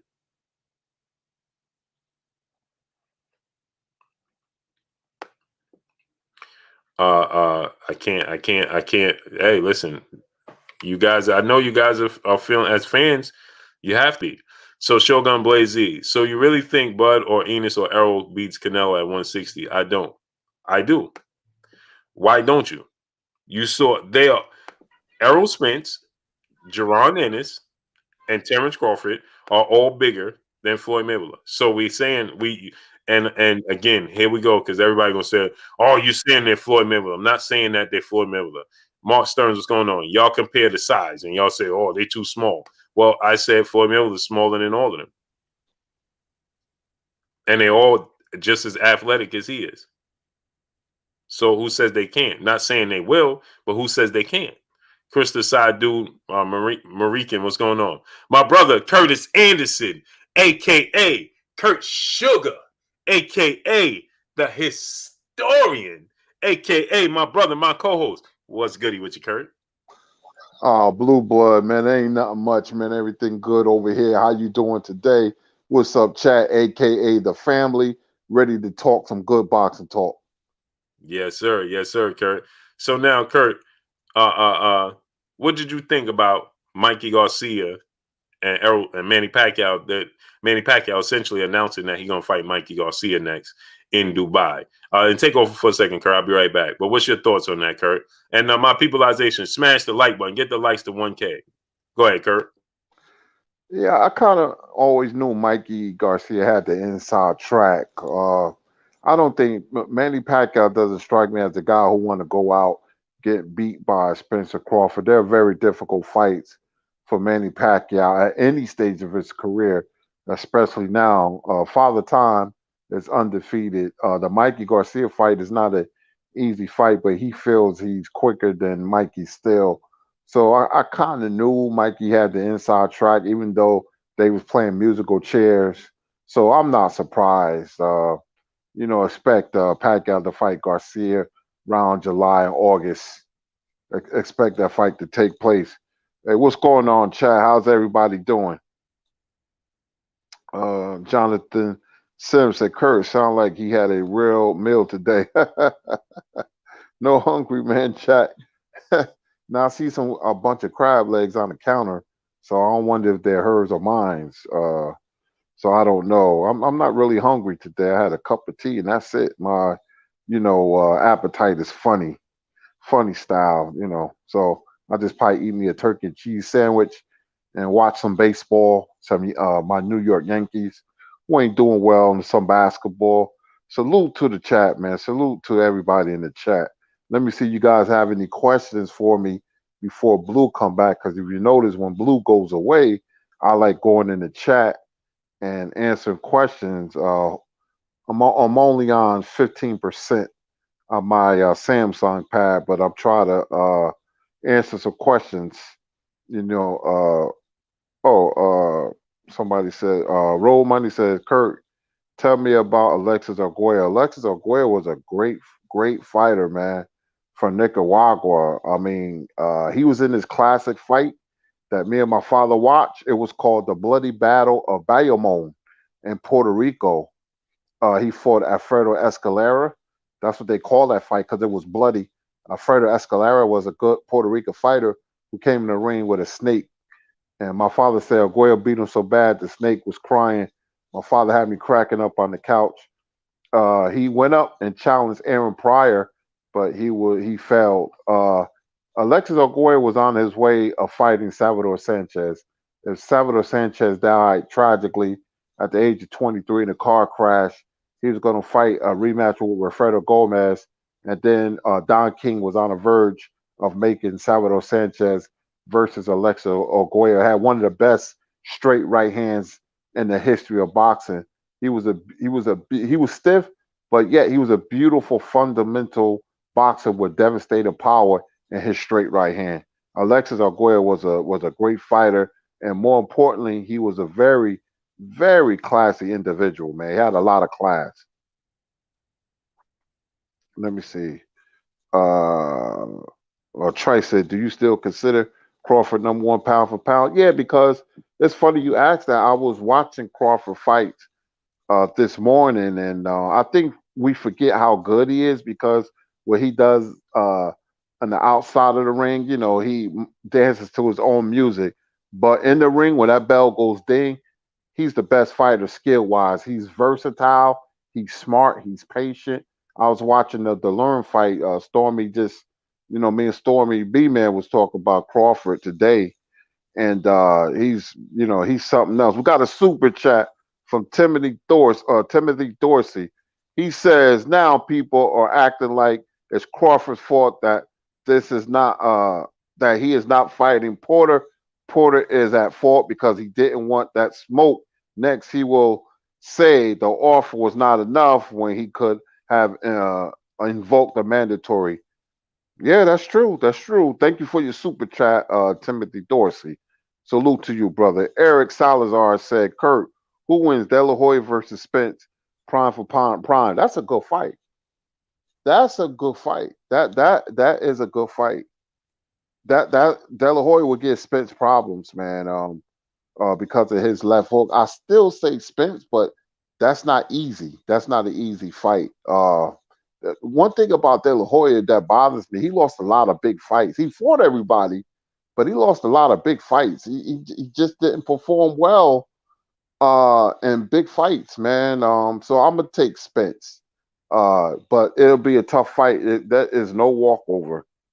Demetrius Bright, Gary Russell or Tank Davis. That's a good fight, but I say Tank Davis because Tank Davis is just not a power puncher. He sets up his punches, and Gary don't fight. And when you don't fight, you can have a bad outing. Gary Russell is a very quick and skillful fighter. I like Gary a lot, but I like Tank as well. But at least Tank is fighting more than Gary. Richard Harris said, Ennis, Crawford, Spence, all beat Canelo, all better skills.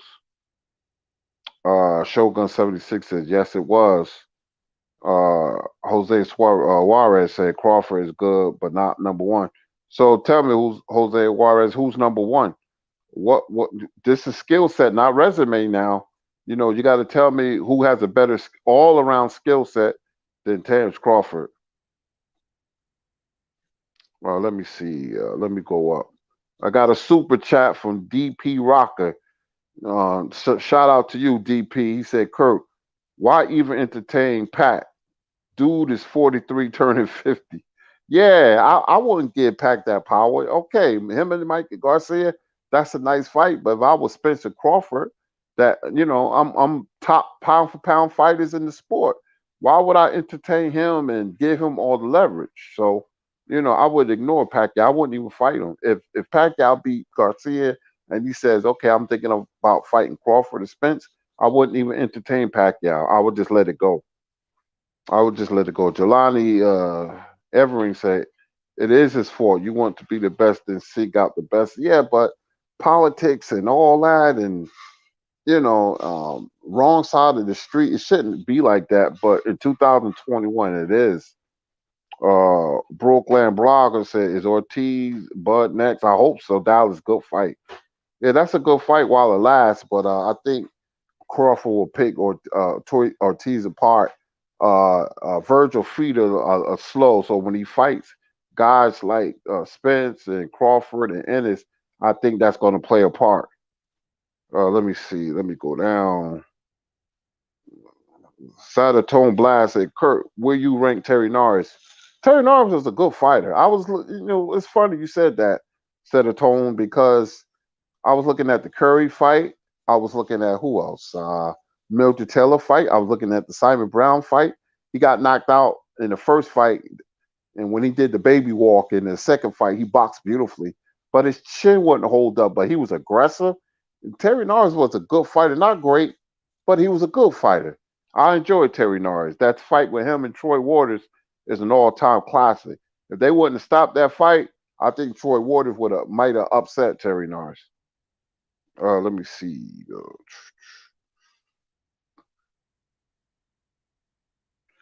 Tong Yang say 3 fights you want made. Wilder Fury, Spencer Crawford, Ennis and Ortiz. I want to see them 3 fights. Let me see. Jerry Soriano said, Yolanda for life. Prime, De La Hoya too fast for Spence. Damn, we forget. No, I didn't forget. De La Hoya was easy to hit. He was easy to hit. And every time he lost, he changed trainers. Ike Corte a lot slower than Earl Spencer. He was hitting De La Hoya, even dropped him.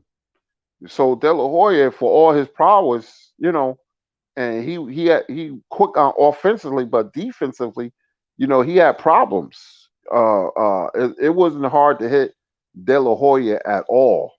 That was the surprising thing about him. I could never understand, why he was so easy to hit.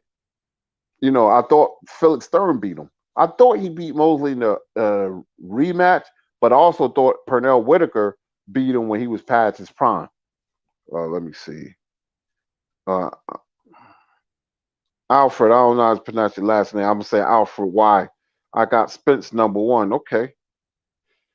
Charles Johnson said Bud Crawford, my number 1. I got Crawford number 1. And Boy Bernard said got Spence versus Jake Paul. 2 slow fighters. Now, Spence is a good fighter, man. Spence is a really, really good fighter. Jamel Charlo, skills and resume. Okay. Let me see. Let me go up. Brown on Boxer says Spence stops Oscar. Adam M says Terence Bombasher Crawford. I mean, remember something, as great as Joe Louis was, he didn't have the opponents, and they was calling him bum of the month. His his opponents. You got to be lucky to be a pound for pound fighter and have the opponents like Sugar Ray Leonard. He had Leonard, Duran, and Hagler. You got to be lucky. Or Ali had the Frazier's, Foremans, and Nortons, and so on and so on. Shogun 76. I'm sorry, I was talking about that Alexis Arguello Aaron Pride fight. That was an all-time great fight, man. Aaron Pride was special. He was truly, truly special. He only lost one fight, and that's when he came back. He was knocking out everybody. Oh, let me see. 817 Boxer B said, Bud ain't beat nobody but a 126-pound Gamboa and a washed-up Kell Brook with two bad eyes. Okay. Let me see.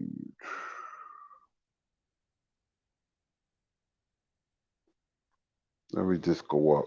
Oh, we got a super chat. Eric Salazar said, Kurt, who wins, Bud versus De La Hoya, prime for prime? I like Crawford. Crawford, too versatile for Oscar De La Hoya. Bud can do everything in the ring, man. High IQ.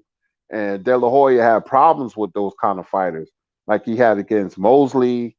Pernell Whitaker, Bernard Hopkins, Floyd Mayweather. That type of skill, he's gonna have problems with. So that's not a good matchup for Oscar. Oscar, you got to stand in front of Oscar with your shoulders square. But fighters with those type of genetics will give Oscar fits. Eric Salazar, well, I read that already. Show me. Salute to you. Salute, Eric, for your super chat. Show me says, how many rounds do you give Ortiz in the Crawford fight? If Crawford fight him like he did Kavalauskas, well, that's the thing. Crawford's going to fight him differently. He didn't respect Kavalauskas. He respected Kavalauskas after the fight because he put up pictures on his IG himself getting hit flush. He's going to respect Vergil Ortiz. He's going to move, I would say, about 9 to 10 rounds because Crawford is going to be patient, and that's what he does. Like when he fought DeLearn, DeLearn for the first 5 rounds was in the fight. He won 2 or 3 rounds, and then boom, boom, left, right, and that was it. He would see Crawford set him up with throwing the jab. Then he threw a left hook and then came behind it with a right hand that hit the Lormy flush. That's high boxing IQ right there. So I would say 8 to 10 rounds of Crawford and Ortiz. It says, Vince says, Ennis a great, scary fighter. Everyone in this weight class should be ducking him. I tell you, man, I'm so high on Ennis, man, because I truly believe that he has God-gifted ability. We haven't seen the best of Ennis. What he did to Sergey Lipinets, nobody does that to Lipinets, man. Nobody. And Chris Van Heerden wanted out the fight when he butted Ennis, and nobody stopped Abreu, and he put Abreu on his back 3 times. So, there's a pattern there. So, Ennis is scary to me, man. In 2 years, and next year, nobody's going to beat him. I think if he boxes now, if he just go in there and box and pop the jab and move around, I think he beats everybody. But he's aggressive. That's his nature. So I'm big on Ennis. Anything can happen in boxing, but I like Ennis. Charles Johnson, I think Sweet Pea beat De La Hoya. Yeah, I did too. Johnny Q said, just don't like how Crawford be running his mouth and he ain't fight nobody. He's a 3-division champ. I know what you're saying. He's a 3-division champ on 37-0, and he's headed to the Hall of Fame, man. Oakland, man, so I think Oscar beat Spence too, in my opinion. Oscar lost a lot of big fights, though. Let me see. Diverse conscious and Ennis regular punches are very hard. Yeah, man, he breaks you down to the body. I seen Lipinets between rounds. He wanted to quit. He wanted to quit. You see how he laid down when he got hit with that right hook and that 45 half uppercut, half hook. Yeah, he wanted to quit. Let me see. Oh, we got a super chat. Malik Walker, salute to you. He said, what do Earl have to do in order to beat Bud and vice versa? You know what? Their styles play into each other. They both get hit. They're aggressive. They both can box. They both can punch. I think I give the edge Crawford with intangibles because I know I just got this feeling that if Crawford get knocked down or cut on his eye, he's gonna bring the fight to Spence. I don't know if Spence can come back from that. We don't know because we haven't really seen him hurt like Crawford. Crawford gets hit. That's who he is. And fighters that get hit and come back and win says a lot about their character. Look at Evander Holyfield's career. You look at Larry Holmes' career, they got hit a lot and they came back.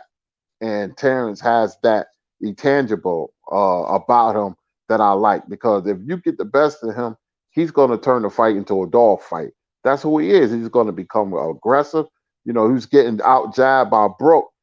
So, he hit Brook with a power jab and the fight was over after that. A couple more punches, but Spence, it's a tough fight. They styles play into each other, but Spence has to be aggressive. I know that's a broad statement, but he has to be aggressive and be smart.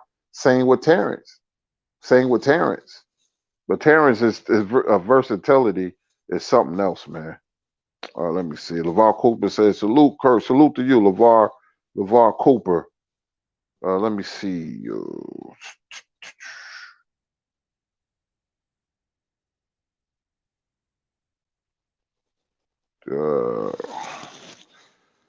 Jelani Evans said, Kirk, that man hasn't fought anyone at welterweight, and we are talking about what he is doing now, and he hasn't done anything, and that will make me say is a problem. Crawford can bully Spence. But, we want him to fight better people, but like I said, I've been watching Crawford for a very long time, man. He's an exceptional fighter. And so is Spence. So, I doubt the fight happened, but we could only speculate.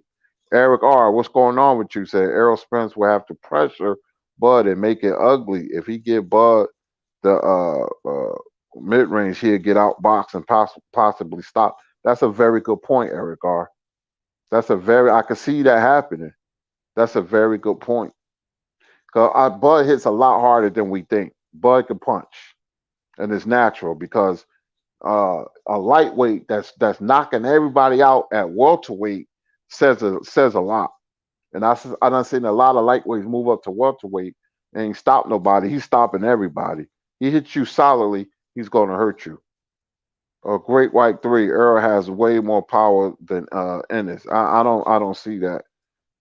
Johnny Q said facts, White. I don't see that.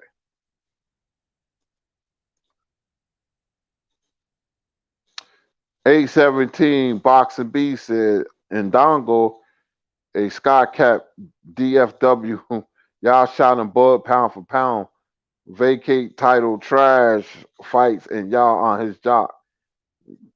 Yeah, you don't think Terence Crawford is an elite fighter? 817?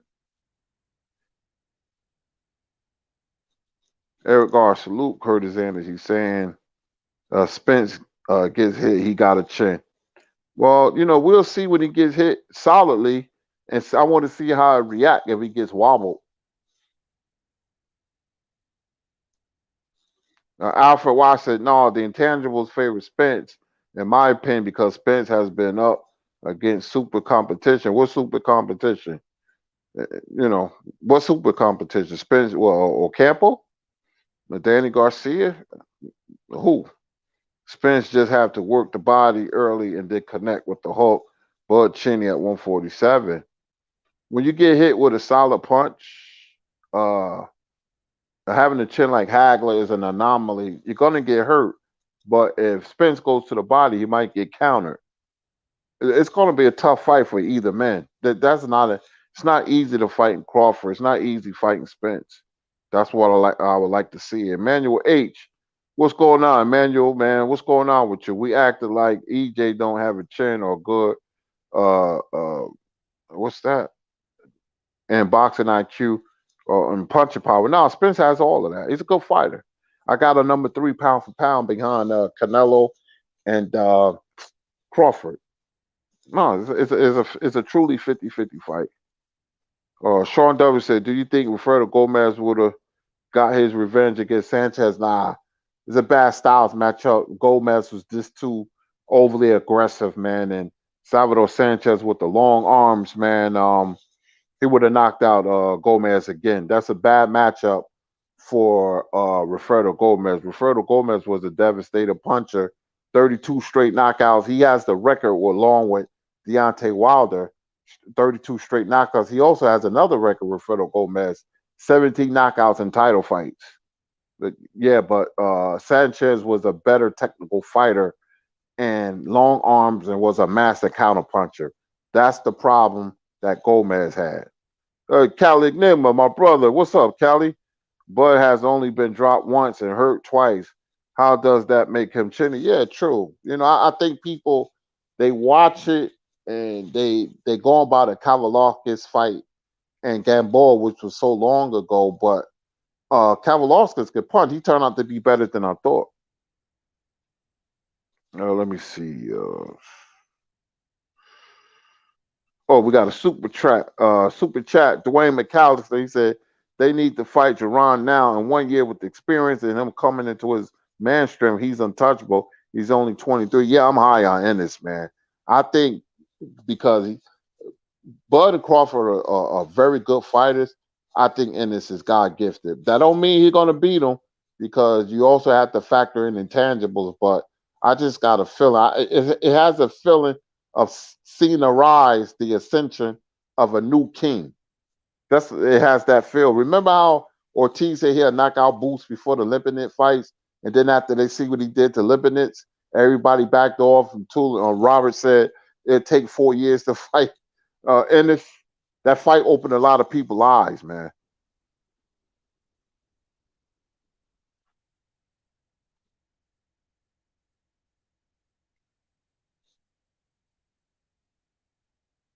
I would like to salute Sean for that cash app. Thank you very, very much. Says salute King, disagree about Canelo Spence before him. Yeah, I can see that. I can put Spence at number 2. I respect Canelo. I can put him. I could take Canelo off the list because he was caught. Now that was Charlo or Crawford and Spence. They wouldn't even be on the list. So Canelo's getting the pass, but I know he's highly skilled. And somebody said they got Crawford 1, Spence 2, or even Spence 1. I could see that because he impressed me. Look what he did to Danny Garcia. It looked like Danny Garcia got mugged after the fight in Central Park. That's coming after a bad accident. So I could see that. That showed me a lot of Earl Spence. Let me see. Thank you, Cash App, Sean. Man, I love talking to the chat, man. I wish we could have a round table and we all could talk boxing. That's why I call you guys the family. Ken Broadwater says, I think Ennis is a mix of Crawford and Spence. Yeah. He has his own style. Some people say, Roy, I don't see that. It's just that he was born gifted, man. His footwork is beautiful. But he's aggressive. And he's a good fighter on the inside. He has this move, that same move Charlo got J-Rock with, he got Arguello with. And he was trying to do it on Lipinets and a couple of people where, he gets close to you and you throw the right hand and he'll roll with it and come with the uppercut. That's one of his favorite moves. Jelani Everett said, Kurt, you do a great job at addressing the chat. Keep it up, man. It's appreciated, man. I appreciate y'all folks, man. Y'all support the channel. And I love talking boxing, man. I don't care who knows what. I just love talking boxing, man. It's my passion. Music and boxing is my passion, man. Charles Johnson, there ain't nothing like the sweet science. See, I agree. A lot of people talk about UFC. I'm not a UFC guy. I don't know too much about UFC, to be honest with you. Boxing has been burnt in my soul since my father used to take books out the library, big as telephone books, and I used to study the books. So boxing is burnt in my soul. It's like blood pumping, and my heart pumping boxing, man. I just love the sport, man. And now Israel says, salute to boxing encyclopedia, Kurt Sugar. I appreciate that, man. Like I said, I don't care who knows what. I just love talking boxing. Diverse Conscious at Curtis Anderson. We all are rocking with you, man. I appreciate it, man. Now, we ain't always going to agree, but I don't mind being wrong. I'm going to tell y'all, man, me and the Yardies, I was in Patterson and Jamaicans. We always, I came up with Jamaicans, Shaw Posse and all them. And they was cool, man, with me. And I was messing with them about Terry Norris because Simon Brown he canceled the fight on the same day. Y'all know where I'm going, and I bet a bag on Terry Norris to knock out Simon Brown, and Simon Brown beat the brakes off Terry Norris in the first fight. And I came around, they say, "What happened, man? What happened, Yankee boy? What happened, Yankee boy? Huh? Oh, I told you, you don't mess with Simon Brown, the original Don Dada." That's one of my favorite moments as a boxing fan, man. I just started busting out laughing, man. And I gave the money. I said, "Here," I said, "Man, Simon Brown surprised me." Super chat. Let me see. Oh, 1 second. Malik Walker, salute to you. Do you think Tyson beats Holmes in his prime? No, I think Holmes would have beat Tyson. Bad matchup. Look at Buster Douglas, a boxer with a beautiful jab. It could move. Larry Holmes would have beat Mike. Mike can't beat boxers. Holyfield, Douglas. He caught Larry Holmes when he was 38. Super chat. Thank you for the super chat. Anwar Willis says, salute to the historian Curtis Anderson. Much love. Salute to you in that super chat. And my brother Blue is back. Yes, sir. Yes, sir. Today is my daughter's, my youngest daughter, my youngest kid. Today is her birthday. So, man. Happy birthday to your daughter. Yeah, I almost forgot to do the stuff with the cake and everything, Kurt, man. My wife, man, boy, oh boy. Imagine that, Kurt. Because I'm on the live stream with my peopleizations, and I forget that. Man, SG, my brother in the super chat, I want the Porter fight, but in the end, Porter was the #1 contender. If he didn't maximize that position, that is clearly on him and his dad. Well, here's the thing, right? This is what I'm gonna say, like, because I saw the great brother. He was saying that so now we're gonna put it all on Terence Crawford. It's his fault the fight not coming to fruition. E Money 725, my brother in super chat. How does Inoue versus Rigo play out? Now in Rigo's prime, I would say Rigo, but right now Inoue is so aggressive, Kurt, and he's fast, man. He hits hard, man, and he's young. I got to go with Inoue. I don't think Rigo could stay away from him for 12 rounds. What you think, Kurt? Same thing you said. This Rigo, because he had problems. I forgot the fighter, but they just showed it on Showtime, man. He was getting pummeled. But he get knocked out by Inoue right now. But in this prime, when he beat Donaire, he would have outboxed Inoue. He would have outboxed him, but not right now. Nah, he a little past it, a little long in the tooth. Inoue beats him. Inoue is strong and aggressive, hit real hard, man. Inoue is a problem. I don't think he's as good as they make him out to be, but he's a problem. E Money said, "Don't he got Casimero next?" Yeah, that's in what is it? August, right? Is it August 11th? I think. Yeah, something like that. August 11th, no. August 14th. August, maybe August 14th. I'm getting the Cool Boy date mixed up. That's a September 11th, but that's not an easy fight. I like Casimero. I like him.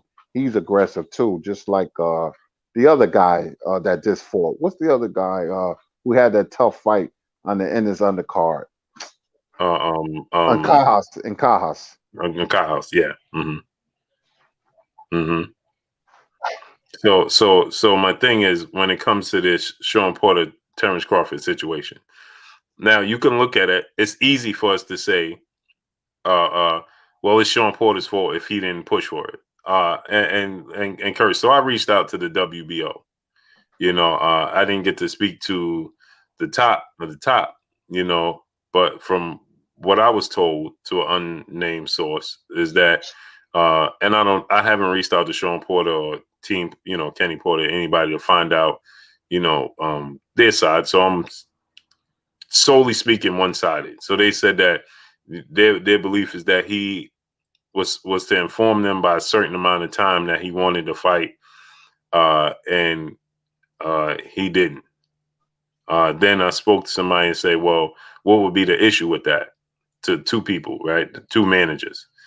And they said that it's a possibility that he wouldn't push for it is because he would get a minimum of 25%, whatever that would be. Right. So the brother Bean was right. He said that remember he said that Sean Porter didn't want to push for it because he will only get 25%. So two people told me that they said the same thing, right? And so a few things that I have with that is that we are quick to say, well, it's Sean Porter's fault. He didn't put in for it, so the fight not happening. Well, that's the simple way of looking at it. But then I look at it from this standpoint. Why did Floyd Mayweather fight Juan Manuel Marquez? He wasn't a mandatory, right? Why did Floyd Mayweather fight Miguel Cotto? He wasn't a mandatory. He wasn't a champion. Why did Floyd Mayweather fight Shane Mosley? He wasn't a champion. Remember, Shane Mosley was a champion, and Floyd Mayweather said, "I don't even want his belt." Right? Why did Errol Spence fight Mikey Garcia? He wasn't a champion. Right? Why did we could go on, the list goes on and on. So you have to be a mandatory, and you have to push Terence Crawford, who's the A side, to make the fight. And if you don't, then you say, well, they don't want to fight Terence Crawford. How does that add up, Kurt? Because you look at it from this standpoint, and you got to say to yourself, okay, Jose Benavidez didn't have a belt. He wasn't the world champion, and he wasn't a mandatory. Amir Khan wasn't a mandatory. He didn't have a belt. He wasn't a champion. So Kell Brook wasn't a champion. He didn't have a belt. He didn't, Kell Brook did the same thing that Sean Porter did. He said, I want to fight Terence Crawford. Remember that? After Terence Crawford fought Amir Khan. So, why does Sean Porter have to push for the fight, or the fight don't happen? It just should be a case where the best should want to fight the best. It's the next person up. At the end of the day, whether Sean Porter put in for it or not, Kurt, Terence Crawford has told Sean Porter on 2 separate occasions, if I don't get Manny Pacquiao, in August, he told him, if I don't get Manny Pacquiao, August of 2020, I don't get Pacquiao, then you up next. Well, he wasn't up next. They went the route of Kell Brook. And then he told him, and right now, we've seen it on social media. He put it on social media for the boxing world to see. Well, if I don't get Manny Pacquiao, then you're next. Well, Manny Pacquiao announced that he's fighting Mikey Garcia, so you're not getting Manny Pacquiao. So the next best thing should be Sean Porter. It doesn't matter if he's the mandatory or not anymore. Because now you should just say, okay, the next best fight, the next biggest fight for me is Sean Porter. Sean Porter is a much more competitive fight than, and I'm not saying he will or he won't, because we don't even know. We don't, I'm hypothetically speaking, because I'm not saying that he's not choosing Sean Porter, but it looks like they're trying to maneuver for Vergil Ortiz to be in that position. So I don't know if he's going to say, give me Vergil Ortiz or Sean Porter. What I'm saying to you is this. The moment that it's not Manny Pacquiao, it should be full out Sean Porter. And salute to my brother Emmanuel H. dropping that $100 and a quarter of $100 in the super chat. He said, happy B-Day to the little queen. Hope you and the family enjoyed this great day, Blue. Man, I can't imagine what the wife would do if you forgot that game. I thought the ticket thing was bad. Blue would be doing live streams from the basement and bathroom. Oh, that's a fact, bro. That's a fact. Man, hey, Kurt, as you came on, I don't know what, something that you said, Kurt, made me think, uh-oh. Yeah, I had to go make adjustment, Kurt. I know that's right. That wouldn't have played out well, Kurt. No, it wouldn't have. You've been scheduled for a special 15 rounds. It would have been another exhibition announced, and she would have said no headgear. No. She would have said no headgear for this one. Yeah, man. Salute my brother Emmanuel H, man. Hey Kurt, I should have that that basketball. We're gonna have that should be done, up and running within the next week or so. The basketball channel, yes, sir. Yep.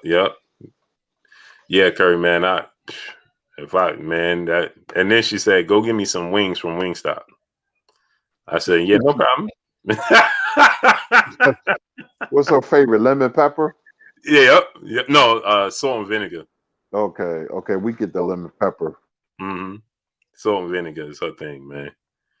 She not allowed to eat it all the time.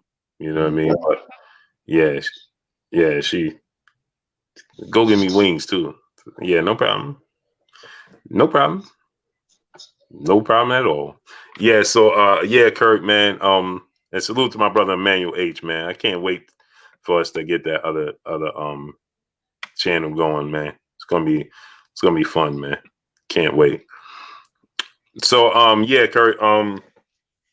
So you see what I'm saying, Kurt? Like, you know, we quick. I don't understand the fans that are say, well, Sean Porter didn't do what he had to do with the paperwork, so there's no fight. No, what are we talking about here?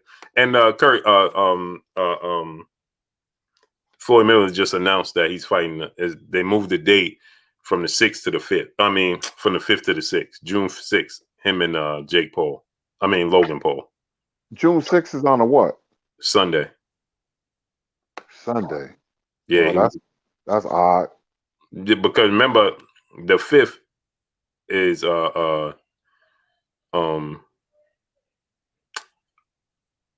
who's fighting June 5th? That's Teofimo, right? And somebody else. Yeah, Teofimo and it's supposed to be Terence Crawford.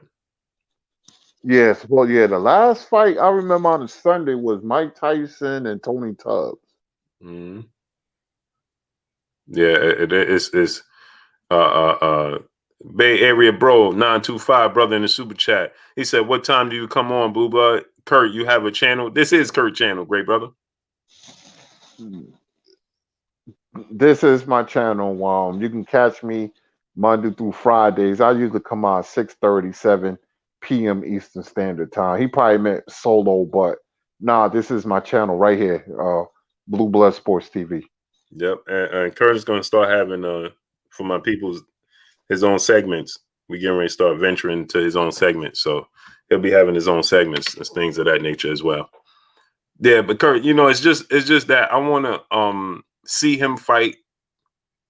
Yeah, he said Money said Floyd want people to buy back-to-back pay-per-views, Blue.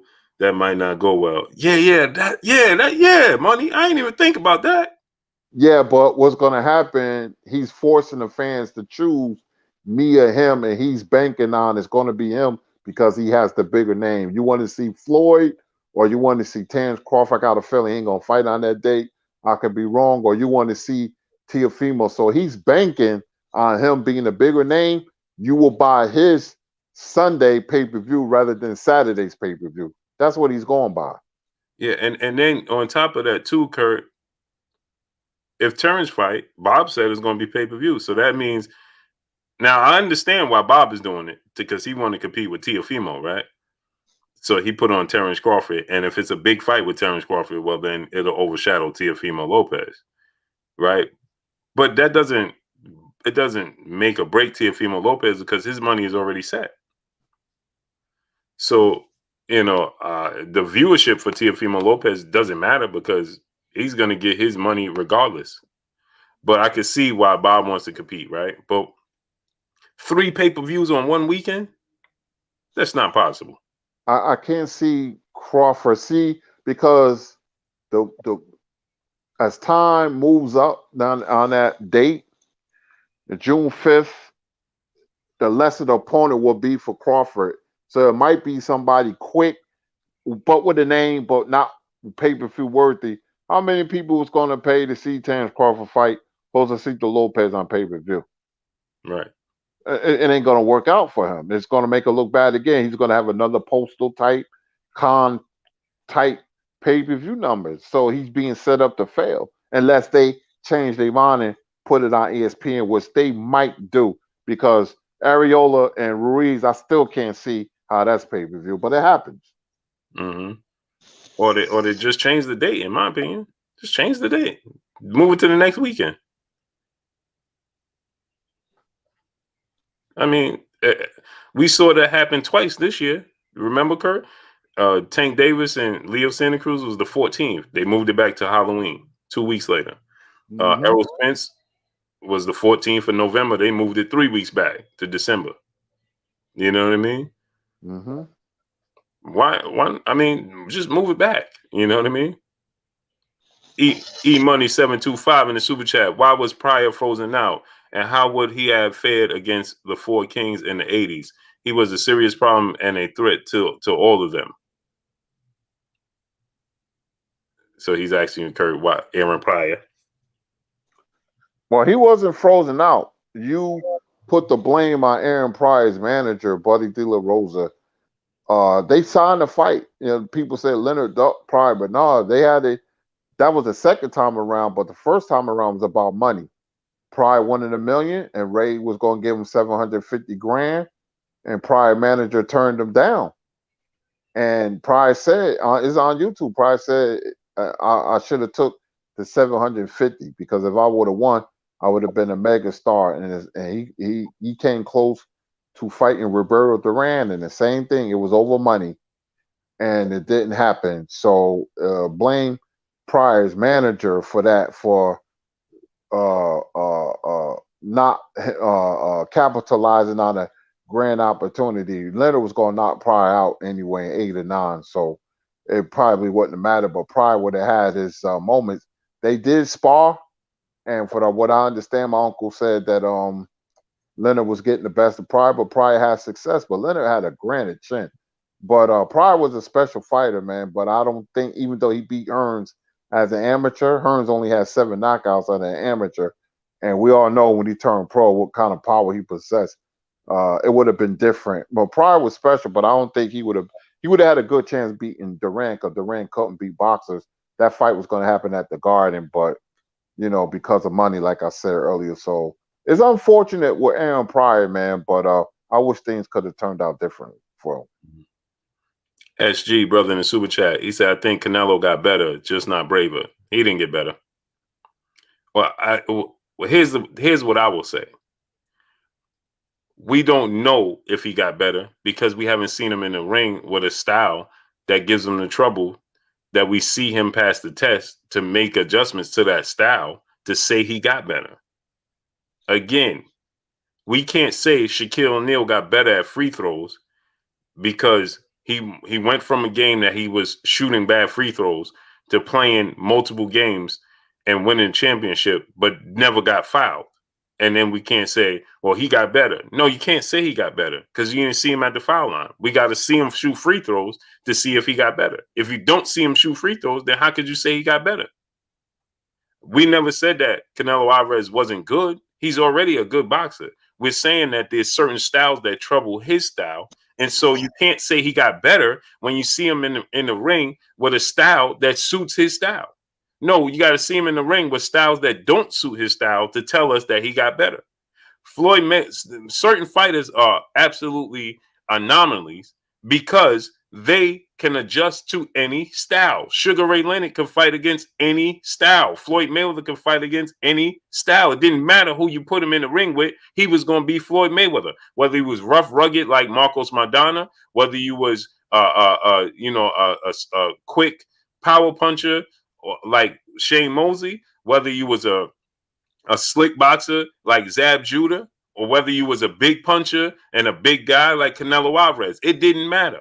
Whether you was awkward and a southpaw like Manny Pacquiao, whether you was a counter puncher with great timing like Juan Manuel Marquez, he was the same guy. Whether you was a come forward, power puncher that was aggressive and was big and rangy like Diego Corrales, Floyd Mayweather adjusted to their style. We seen Canelo Alvarez in the ring with Floyd Mayweather, Erislandy Lara, and he looked like a fish out of water in both fights. Then you saw him in there with a thinker and a counterpuncher, with a guy with a big punch that was slightly moving around the ring. and giving him angles slightly in Gennady Golovkin, and he struggled in both those fights. And we saw him struggling to fight with Austin Trout. The open scorecards messed up Austin Trout. Why did it mess up Austin Trout? Because he had to come out of character because he was so far behind on the cards when they announced the open scoring that he had to go for it because he was down so big on everybody's scorecards that he needed a knockout. So he could no longer be the slick southpaw boxer that was being crafty. No, he had to go for it, and he made a mistake and got dropped. So we have not seen him in the ring with guys of that style. From that point, we saw James Kirkland. He's standing right in front of Canelo Alvarez. We saw Sergey Kovalev. He's standing right in front of Canelo Alvarez. And Sergey Kovalev, Kurt, his jab was giving Canelo Alvarez problems, and he wasn't even throwing it with any conviction. He wasn't even asserting himself. Danny Jacobs decided to stand right in front of him. Rocky Fielding, Caleb Smith, Avni Yildirim, who did he fight? That you could say, oh, you see the improvement. What improvement? They don't have the style. The guys that he beat is not the styles that trouble him. So what improvement did he improve? You didn't see no improvement. You see him beating the guys that he's supposed to beat. He was one belt away, Kurt, from being undisputed at middleweight. Wasn't that his goal? He wanted to be the first undisputed major sanctioned body belt holder in this era at middleweight and be the first Mexican to do so. Mm-hmm. He was one belt away from Demetrius Andrade, which I'm not saying he would. We don't know what Andrade would have done, but Andrade's style is the style that troubles him. Not to say he wasn't going to win, but that's the style. He's more rangy than Lara. And at that time, he had better timing. His legs was better. Now, today's Andrade, what we saw this past fight, I think Canelo was going to stop him. But that version of Andrade, man, that's the style that gives him trouble. So guess what he did? He didn't fight him. He was only one belt away from being undisputed, and he didn't fight him. Again, people say, whoa, Charlo don't move. Well, Charlo has a similar style of Gennady Golovkin. They have great timing. They're good counter punchers. They're big. They're strong. That's another style that gives him trouble because he's not that big of a guy. And so he don't want to fight Jamal Charlo. So when we see him in the ring and when we seen him in there with those styles, he struggled. He struggled both times against Gennady Golovkin. He arguably lost to Erislandy Lara. He was it should have been at least an even fight or him being up one round on Austin Trout, not up big on everybody's scorecards against Austin Trout. Because I don't know what fight they was watching. And then he lost every single round to Floyd Mayweather. So what did you see him get better at? You didn't. Stop listening to what everybody says. Everybody says that. Since the Floyd Mayweather fight, look how much better he's got. This is the narrative that's being pushed. Oh, he's gotten much better since the Mayweather fight. No, he has not. And how do we know that if you've never seen him in the ring with a repeat guy of the guy that's going to emulate what Gennady Golovkin or a slick boxer style is going to present to him? You haven't seen that. Only the Funk, my brother in the super chat, he said, I'm such a boxing fan. I'm buying all three, to be honest. You buying all three pay-per-views? Hey, I don't have a choice. I got to watch it, man. I can't bring y'all this news without watching those fights. I ain't got no choice. But what's your thoughts, Kurt? Did you and I'm a boxing fan, only the Funk as well, man. I'm a buyer, man. I can't help myself. I say I'm not, but I will. But what's your thought, Kurt? Did Canelo get better? No. You broke everything down perfectly.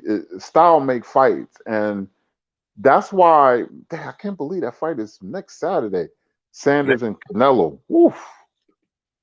Next Saturday. I'm dying to see Sanders come in mentally, psychologically ready because he has the style to give Canelo problems. And I'm not saying Canelo's going to win, but I just want to see how he's going to adapt. Did he learn anything? The proof will be in the pudding.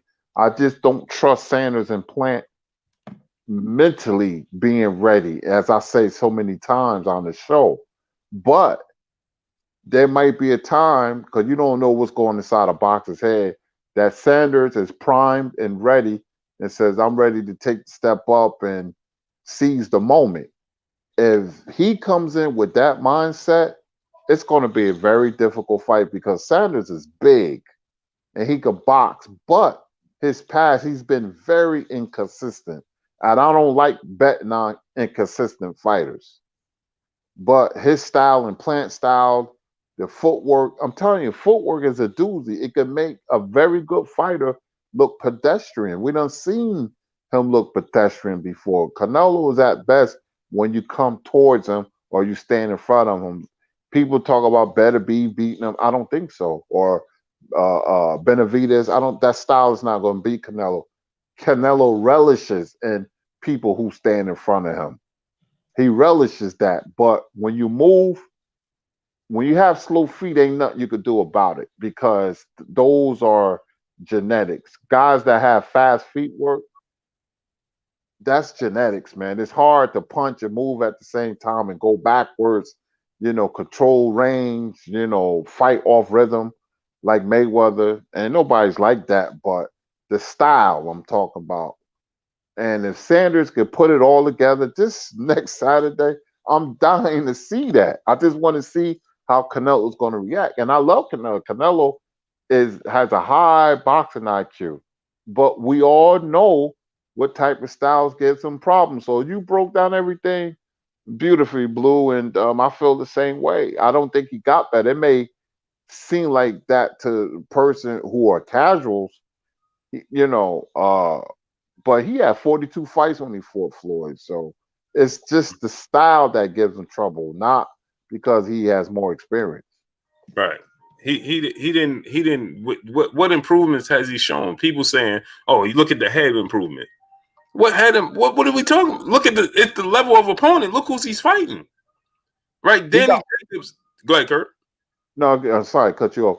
He No, go ahead. got buzzed in the second Golovkin fight in the 11th round. Look at that round, but he got great, resilient, recuperative powers. He was buzzed. He was Mm-hmm. buzzed by a right hand by Golovkin, but he recovered quickly. I caught that.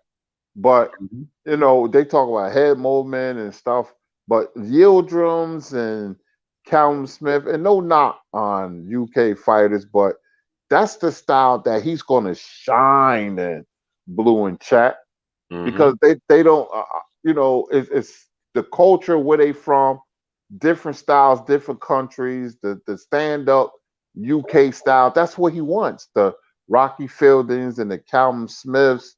Now he's fighting Billy Joe Saunders and Liam Smith. He relishes and when you fighting them guys. Then you have a guy who moves around the ring.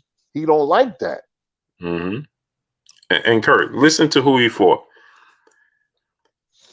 He fought Floyd Mayweather, right?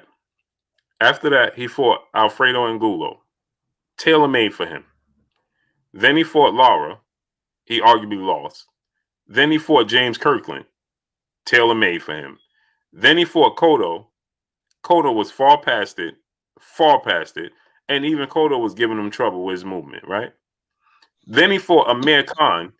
I thought Amir Khan was winning every single round until he got knocked out. Now, and we know Amir Khan is susceptible to getting knocked out. Let's not act like Amir Khan was already knocked out by Brettis Prescott, already lost to Lamont Peterson, and already knocked out by Danny Garcia, okay, in lower weight classes. So he moved up 2 weight classes to challenge Canelo, and he was outboxing Canelo with his movement and hand speed.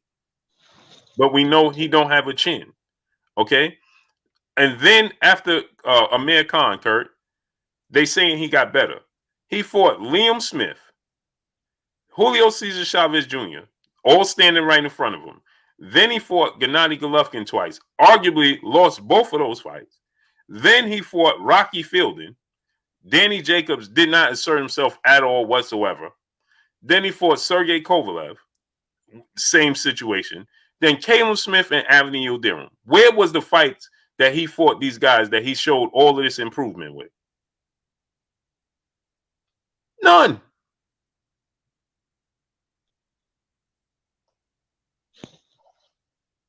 None.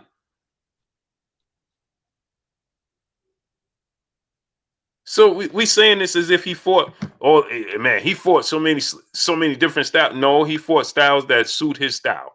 Boss Red 357, my brother, what's going on with your great brother? He said, "Yo, Blue Mayweather just announced Jake Paul fight on Instagram, June 6th." Yeah, I know, I saw it. I was talking about it. Me and Kurt was just talking about that. Dennis Smith, what's going on with you, Dennis? Yeah, ironically, he put it on that Sunday, right? And like me and Kurt was saying that, there has never been, and now on top of that, Kurt, what's going to be the undercard? Because Floyd Mayweather, he going to put on some undercards. Mm-hmm. He going to put on somebody on the undercard. So we're going to have boxing on the Sunday. People going to buy it too. Mm-hmm. Huh? They going to buy it. Oh yeah, for sure. Oh, for sure. No doubt about it. Dion White, brother in Super Chat, Canelo is fighting champions even if it's not the ones we want. We got to start acting like he fought all. Okay, what champions did he fight? True G Augustine, what's going on? DeAndre Smith, what's going on? Raphael Black, what's going on? What world beaters has he fought? Uppercuts Boxing Nation, what's going on? Like, stop listening to what people tell you. Look, you see what's going on. He fought Rocky Fielding, Avni Yildirim, Caleb Smith. Like, what are we talking about here? Guys that did not come to fight at all whatsoever. At all whatsoever. Let's be real here.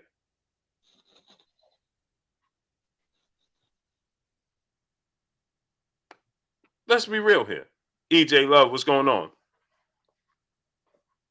Yeah, did any of them assert themselves, Dion White? Any one of them? Did any one of them look like they came to fight? Now, be honest. Did Sergey Kovalev or Danny Jacobs or Caleb Smith look like they came to fight? Did they look like they came to win that fight? Did any one of them come? Hey, Kurt, did you see any one of them look like they came to win this fight? Absolutely not. They didn't assert themselves at all. Fought very tentative. It was a knockout or loss waiting to happen. Right. But the last guy that did was Triple G, and he arguably lost the fight. The last time he fought a guy that put up any type of resistance was Triple G, and he arguably lost both those fights.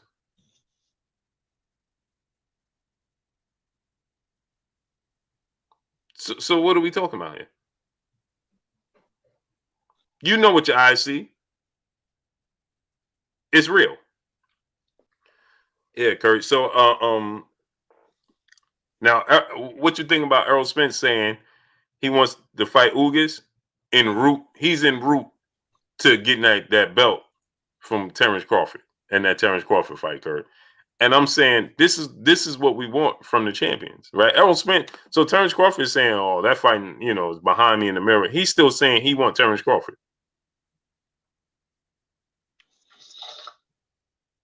Well, Earl, man, is can't say nothing bad about Earl.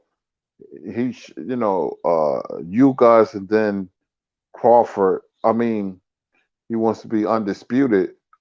The fighter that wants to be undisputed and collect all the belts, man, I can't hate him at all. I have to take my hat off. And like I said before, he put himself, who he's aligned with and where he's from and promotional company and managers. It seems to me that he put himself in a very good position, unlike Crawford. But it's the mindset, and I like what I'm hearing from Spence. And if the fight happens, it'd be great for the boxing fans. Spence get past Ugas and he calls out Crawford. I would love for him to call out Crawford and say, "Hey, let's make the fight." And maybe Crawford can be swayed, even though he did say the fight is behind him. If they throw some millions in his way, give him some extra millions, he'll change his mind. I'm not confident of the fight happening, but I do like Earl's mindset. Mm-hmm. I truly hope it happens, Kurt.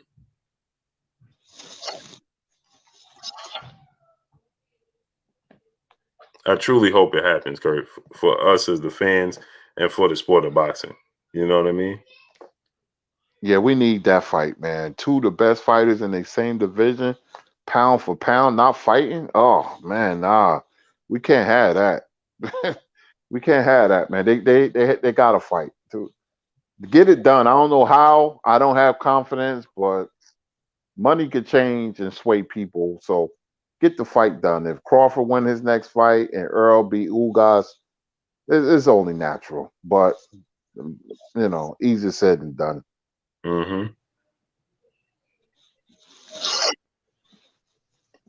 Yep. I can't wait, man. Now, Kurt, the 26th, we got some good fights too, right? Because Tank fights that day and Lomachenko and Nakatani. Oh man, yeah, that's that's a good boxing day right there, boy. You can't go wrong with that, man. We got some very slowly, and Fox didn't come out with their schedule yet. So when you think about it, fights are going to sneak up on you. You're going to be like, oh, this week is so and so. So it's going to be a pretty good schedule. Next week is Neri and Figueroa. Oh man. No, it's the 15th. 3 weeks. 3 weeks, right? Yeah, 3 weeks. The 15th. 3 weeks. Neri and Figueroa. That's going to be an outstanding fight. Yeah. Well, 2 weeks, not counting this week. Right, man, Kurt, and then Kurt, I don't know if you noticed, but Bob Arum, he secured venue in Vegas. Which one? I haven't gotten privy to the information, but he secured a venue in Vegas for Tyson Fury, June 26th. June 20 in Vegas. In Vegas. Now, obviously, I'm like, Bob is gonna have to change that because there's two issues with that. He would be competing with himself, and Al Heyman would be competing with himself if it's Wilder. They would be competing against one another. Yeah, that's definitely going to change. I don't know how that's going to turn out, but interesting. Yeah, because why would Bob? He secured it for Tyson Fury. I got all the information for it. Wow. So, but why would he? The 26th, that has to change. Yeah, it will. That has to change because either that's going to change or Lomachenko and Nakatani is going to change. Because, see, the thing about it, let's say if it's Wilder, right? Well, Wilder's going to have to fight on the date that they say because he's the A side, Fury. The problem is they will be competing with, and if it's in Vegas, they will be competing with Tank, Yeah, I think that the Fury thing would change because the bigger the fight, you need time to promote it and everything, get your ducks in order. It takes months, man, to put together a fight that magnitude. We're already in April, May, June. Mm-hmm. A little too quick. Yeah. Fights like Nakatani and Lomachenko could be made because it's been going on, and that could be a tricky fight though for Lomachenko. But I don't think Nakatani has the boxing IQ. If he fights behind his jab and don't give up his height, that could be a very interesting fight. So that's another fight that we got. We got Linares and Haney. So a week before that, we got Ramirez and Taylor. So things are heating up, man. Whew. Starting this Saturday. Wait. All what for the next 5 weeks? Let me see. Yeah, who else fight this Saturday? It's not just Parker. Oh, but Chisora Parker. Yep. Chisora and Parker, and who's the first week of June? Because all month of May is going to be hot. Well, we're going to have a lot of boxing to talk about. June. Oh yeah, Cambosis and Lopez and Crawford. Oh yeah. I forgot already. Yeah, so the next 5 weeks we got boxing. Good boxing too. Good, but yeah, I can't wait for Ramirez and Taylor, man, and that's for Undisputed, man. And then the car. I mean, Showtime schedule kicks in. Mm-hmm. Salute to Anthony Taylor in the super chat. Canelo fighting people I can beat coming off the couch. Salute, Anthony Taylor. We appreciate you. Show me, brother in Super Chat. I got Nakatani beating Lomachenko. I don't. I don't, man. Listen. He didn't take a punishment against Teofimo Lopez, and Nakatani is still slow. Now he beat Felix Verdejo, but let's not forget Felix Verdejo was winning that fight, and he ran out of gas. Lomachenko is not going to run out of gas. What's your thoughts, Kurt? Yeah, I just don't think Nakatani has the IQ to beat Lomachenko. I think he's a little reckless. He's gonna show a lot of heart. He may have his moments, but I like Lomachenko in this fight against Nakatani. Yeah, Lomachenko. I don't know if he'll stop him, but I think he'll win unanimous decision. He's still Lomachenko. He ain't passed it yet. St. Louis Mick, my brother in the Super Chat, 2 height reach mismatches on the same day with Tank versus Barrios and Loma versus Nakatani. Who handles this mismatch better in you guys' opinion? Oh, Lomachenko. I think Mario Barrios is better than what people advertise, and I think he's going to put up much more resistance than people think. I think Nakatani's style is tailor-made for Lomachenko. I see Lomachenko win that fight, running away. Now, like Kurt said, Nakatani is going to show heart. He's going to press forward. You know what I mean? But he's not going to win. He's just too slow. He's too predictable. He's too slow. You know, Lomachenko is going to see all his punches coming. You know, all his punches. You know, if Felix Verdejo can see his punches coming, slip him, and counter him, Lomachenko can. And I believe that Mario Barrios, Tank moving up to essentially 2 weight classes, and he could be more comfortable. But the height and size difference of Mario Barrios with that power, he's not Leo Santa Cruz. So he's gonna trouble him. Tank can't high guard and walk Mario Barrios down. That's not gonna happen. What you think, Kurt? Yeah, Tank was gonna have to think, man, set up his shots. Gonna have to smother Barrios. He can't fight mid range. You beat taller fighters, man, by taking away their reach by being in their chest. You know, Tank could break them down to the body, but you can never have the attitude of looking at a boxer like a foregone conclusion. Then you're setting yourself up. We saw that happen February 1990 with Douglas and Tyson. You got to take every opponent serious. And there's a saying: when you don't take an opponent serious, you make him a serious opponent. We done seen upsets before, and it's not out the realm of possibility. So Tank and Lomachenko have to train hard and be on their P's and Q's, man, you know, because anything can happen in the ring, man, and you can't go in there half stepping. So, you know, it could be now Tank going there and knock Barrios out in 2 rounds, and same with Lomachenko, then you could say, see, it was easy, but that's after the fact. But your mindset going to the fight is take him very seriously, any opponent. Mm-hmm. I think that Mario Barrios, he presents. Salute to my brother Terence Bailey Sr. on the mic with Terence Bailey Sr. Go subscribe to my brother on the mic with Terence Bailey Sr. Terence, you already know. Drop that link, great brother. Yeah, so I just think that, and they asked how it is going to play out. I think that Lomachenko is going to get a unanimous decision victory over Nakatani, and I think that Tank is going to get unanimous decision victory, probably over Mario Barrios. Because he's going to look more exciting. He's going to look more flashy. But it could be a split decision for Tank. I'm not surprised if it'd be a split decision. I see Tank going to a decision though, because I didn't see his power translate against Gamboa. Gamboa is chinny, and yeah, he did drop Gamboa. Yeah, he did get the knockout in the 12th round, but Gamboa is chinny, and it took him 12 rounds to with a guy that had popped his Achilles in the second, third round. So yeah, Mario Barrios is way bigger than Gamboa,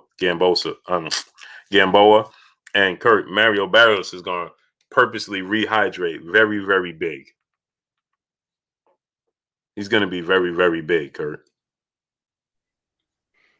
Yep, and Tank, being a knockout artist, he's going to have to think this one through. I mean, he can get the knockout, but more than likely be a decision because like you said, Barrios going to rehydrate, and be big. And this would be the biggest fight that Tank has ever fought. Mm-hmm. Tank being 130 can knock people out with one punch, like he did Santa Cruz. But 140, he's got to break them down. So there's different ways you can get the knockout, but Tank has to be smart, be aggressive, be quick, and break Barrios down. That's how you beat him. Mm-hmm. Sir Dante Fox, my brother, he said Loma is done. No, he's not. Michael Brown, my brother, he said Colbert or Devin Haney. Devin Haney, much bigger, rangier, and can match him in athletic ability. But I think that he has a higher, I don't want to say he has a higher ring IQ, but he don't have the lapses that Christopher Colbert has in the ring. He gets comfortable. He makes little subtle mistakes, Devin Haney don't. So what you think, Kurt? Yeah, Colbert's a good fighter, man. Very good fighter. He has lapses. He can get better. Good hand speed. I think he hits harder than what people think. It's just that Devin Haney style. I don't think he's going to get a lot of knockouts. That would be a plus if he knock out Linares. It's hard to beat in a guy who has superb athleticism and range. Couple that with boxing IQ. People may think he's boring, but that style is going to trouble everybody, man. I mean, everybody got quick feet. It's frustrating winning rounds against a fighter like that. Now, if his power come into play, fine, that's good. But his identity should be just that: a boxer with athletic and rhythmic and perpetual motion. And I'm going to win the 12-round decision. But if I catch you, then hey, I'll knock you out. Better for me. But I like Haney over Colbert. Yeah, me too. RGJ3 Boxing and Super Chat. Well, then what's you guys take on Spence versus Ugas? Can Arum make a statement versus Ugas, or does Ugas give Arum a great fight? I think it's going to look like a lot like when he fought Danny Garcia, because Ugas' style is a lot similar to Danny Garcia, but he don't have power. So he may drop Ugas or stop Ugas. I won't be surprised because Ugas don't have power, but he's very flat-footed. I thought he should have been able to knock out or at least stop Omar Figueroa, who was a much smaller guy, and he couldn't. And he was hitting him with clean punches, man. And then his last fight against Ramos, he was nearly stopped in that fight. So I think Errol Spence, if he wants to, he can stop him. But it could possibly look a lot like when he fought Danny Garcia. What's your thoughts, Kurt? Yeah, I agree. No disrespect to Ugas. I don't think much of him. Some people are high on him. Some people say he's underrated. Not me. I've seen him fight at least 6 or 7 times. For some reason, Cubans just don't make the adjustment from amateur to professional ranks. He's not a bum. He's far from that. He's decent. Gave Sean Porter a good fight. I don't think Porter was up for that fight personally, but he just doesn't have the strength and the power and strength to bother Spence. And Spence is going to see that, and Spence is going to be even more aggressive. And like Blue said, it's going to look like the Garcia fight. So I like Spence, man. I won't be surprised he knock him out. I'm going to say wide, unanimous decision, because I can see Ugas being there just to survive. So I like Spence in that fight. Yeah, Yaakov One White. Yeah, he. That's from my understanding. My brother Blu-ray will be back in with Errol Spence as well. That's not a good thing for Ugas. It's just not. Smash the like button, people. Get the likes to 1.1K. Rafael Gracie, what's going on? The Nutty T-Man, what's going on? Smash the like button, my peoples. Get the likes to 1.1K. Get the likes up to 1.1K. Ronell Valeria, what's going on? Richard Harris, Colin Moore, what's going on? Lester Duvall, Von, Steph TV, what's going on, great brother? Where you been at, man? Where you been at? Yeah, Curry, man. So, yeah, smash the like button, people. But you know what, Curry? I was saying, if Billy Joe Saunders, and this is a big if that version that fought against David Lemieux, if he shows up, he could beat Canelo. He could beat him, but we don't know. Diggy Gong, East Atlanta, Bear, what's going on? We don't know, Kurt, what version of Billy Joe Saunders is going to show up. But if that version that showed up, the slick boxer that showed up against David Lemieux show up, man. Yeah, I just want one fighter to go in there with a purpose, on a mission, and say, this is my night to shine. I could beat Canelo.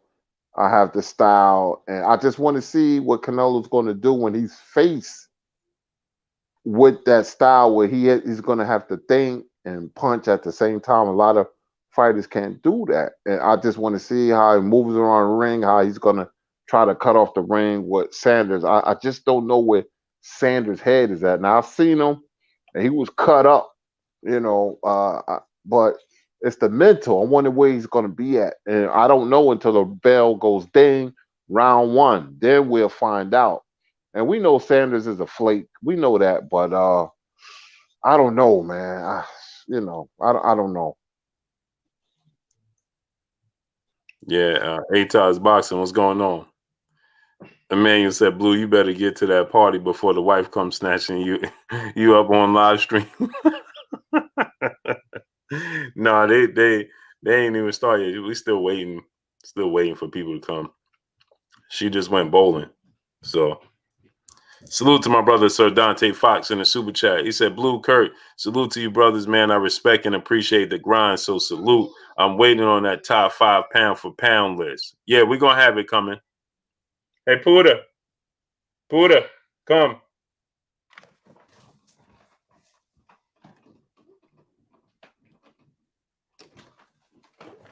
Come so they can say happy birthday. Happy birthday, sweetie. Happy birthday. Thank you. You're welcome. Daddy. Daddy what? Did you give me a present? Get kissy. Give me a present, Daddy. In a little while. Boy, oh boy. These kids, Kurt. These kids. Brother Jermaine Bean in the super chat. He said, we have a winner by split decision. Judge 1 scores it 115-113 for Saunders. Judge 2 scores it 115-113 for Alvarez. Judge 3 scores it 118.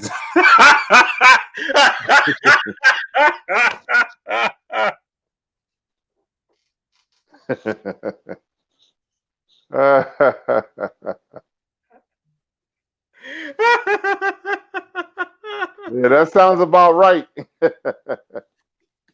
Oh, my brother Fred in the building, Barbershop Conversations.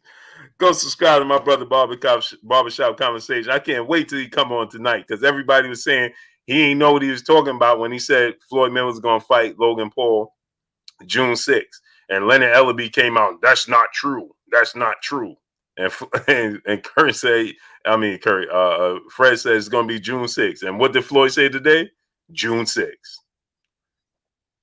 He said from Guadalajara, man. Yeah. Kurt said, yeah.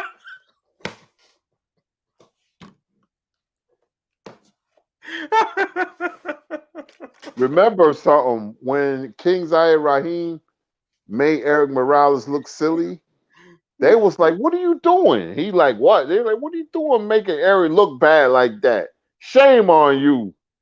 Mm-hmm. They ain't like that. No. Remember he said he went to shake Bob's hand on somebody's hand and they didn't want to shake his hand. They ain't want to shake his hand. You messing up the money. Yeah. Wait, I gotta read that again. Jermaine Bean, that he said we have a winner by split decision. Judge 1 scores it 115, 113 for Saunders. Judge 2 scores it 115, 113 for Alvarez. You know how the crowd be like, and Judge 3, and we have a winner by split decision. Judge number 3, 118 to nothing.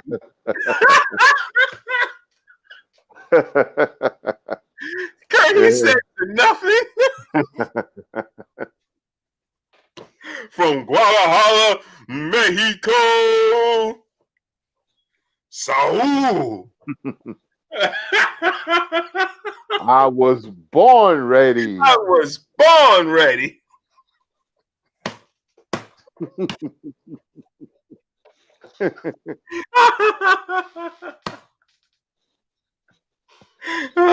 118 to nothing.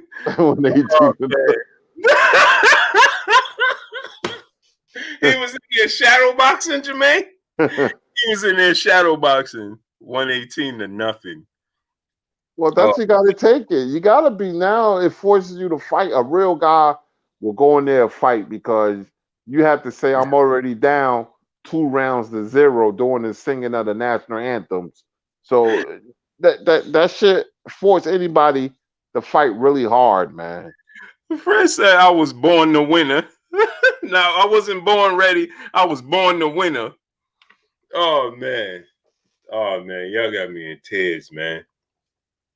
He said 118 to nothing.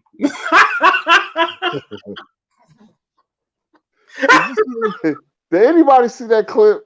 And I like Canelo, man. Did anybody see that clip when there was 2 guys in the ring after the yield? Oh yeah, fight? He was like, get out. He told him get out the ring. He was like, get out of here, man. Get out of here. Like, but he double take though, right? He's like, what are you doing, man? Get out of here, man. Get out of here. They was Jake Paul's friends or something like that. Yeah. They lift up a T-shirt to show his face, and he like, get these clowns out of here. I like Canelo. I love shoes too much.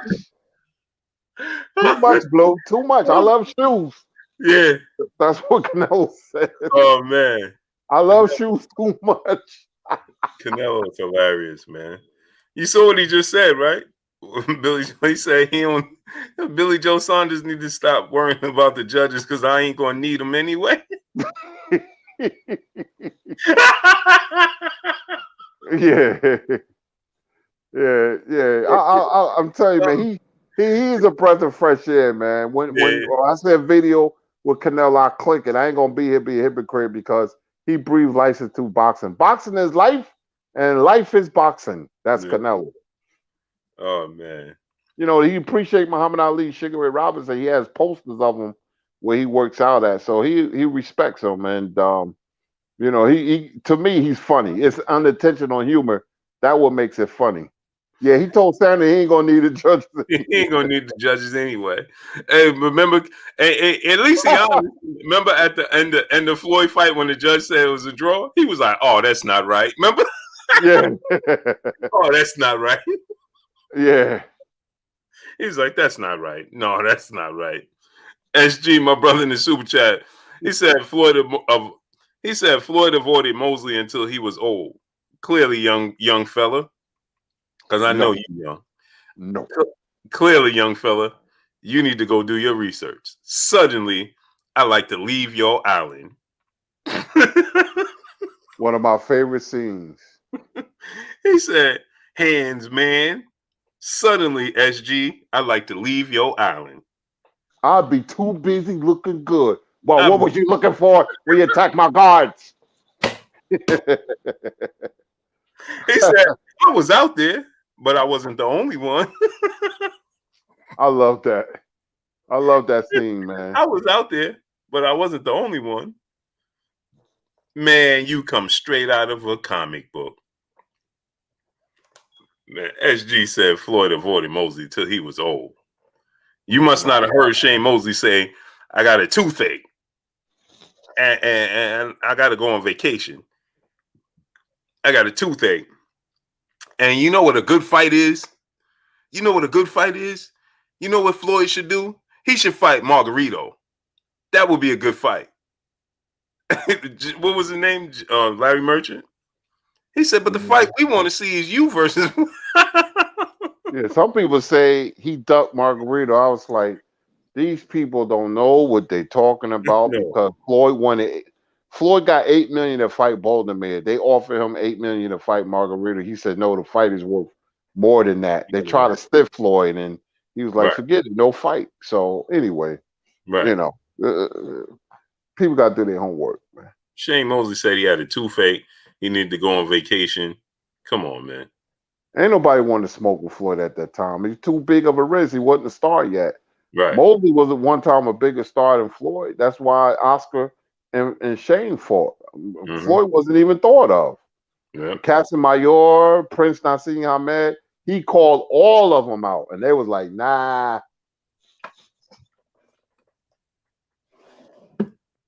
Yep. No, SG, man. You young. Skills from New Orleans, my brother, Mr. Money Team. What's going on? Let's get on out of here, Kurt. Let me get to this.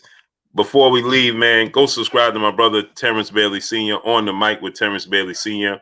He has a huge event coming up, historic event coming up.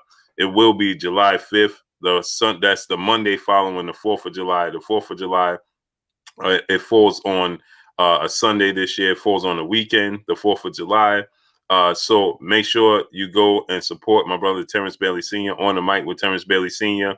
It's going to have a historic event taking place July 5th, as I stated. It's going to be Operation Frederick Douglass on the Hills, a historic mural being painted by world-famous artist Michael Rosado and commissioned by the Frederick Douglass family. It will be placed in the oldest African-American community in the United States, in the Hill community of Easton, Easton, Maryland, to be unveiled this summer, July 5th. Please support the effort by donating and help reach the goal of $50,000. Go to Operation Frederick Douglass on the Hill on Facebook. Follow and donate there. You can go again, Operation Frederick Douglass on Facebook. You can follow and donate there. Every Sunday, 4 p.m. to 7 p.m. Eastern Standard Time. Go to It's with a Z, Yours with a Z Radio. Every Sunday, 4 p.m. to 7 p.m. Eastern Standard Time. Live975.com radio. You can check out my brother Terence Bailey Sr. And if you're not familiar with it, go to On the Mic with Terence Bailey Sr. You can follow him there and go to Facebook, Operation Frederick Douglass on the Hill on Facebook. You can support and go there. Go support my brother Terence Bailey Sr. in this historic mural being painted by world famous Michael Rosado. Go ahead, Kurt. Yes, indeed, man. I enjoyed today's show. Thank you, chat, man. I love interacting with the chat. Thank you very much. Thank you for your support, man. I love talking boxing. Great show today, Blue. Hey, man. Hey, we on fire, man. And we got a lot of boxing coming up, man. So stick around. We got some great discussions, man. And, you know, the show is going to change. I can't wait till we start the basketball channel. All you b-ball fans, support the channel. I love basketball. I can talk about high school, college, and pro. I love basketball. I'm still mad that UNLV lost to Duke and Georgetown lost to Villanova. I can't talk about them games. But anyway, I'm going to chill out for the night. Everybody enjoy your Tuesday evening. Happy birthday to the little one, Blue. My name is Curtis Anderson, a.k.a. Kurt Sugar, and we will see you tomorrow. Salute to Gregory Carmichael in the super chat. I agree with your video yesterday. Definitely a double situation between Broner and Garcia, as well as Tyson Fury regarding the issues of health. Absolutely, great brother. Absolutely. Salute to Gregory Carmichael in the super chat. We appreciate you, Gregory Carmichael. Much love to you. Y'all already know what it is. It's your boy Blue, Blue Blood Sports TV. Hate, like, comment, and subscribe. You haven't subscribed, hit the subscribe button, hit the like button, hit the bell icon to get all the new notification. Follow us on Instagram at Blue Blood Sports TV, all one word. Y'all already know what it is. Shout out to the entire LDBC. Shout out to New Media. Shout out to Black Media Row. Make sure you like and share these videos. That's all we got for y'all. Peace. Peace.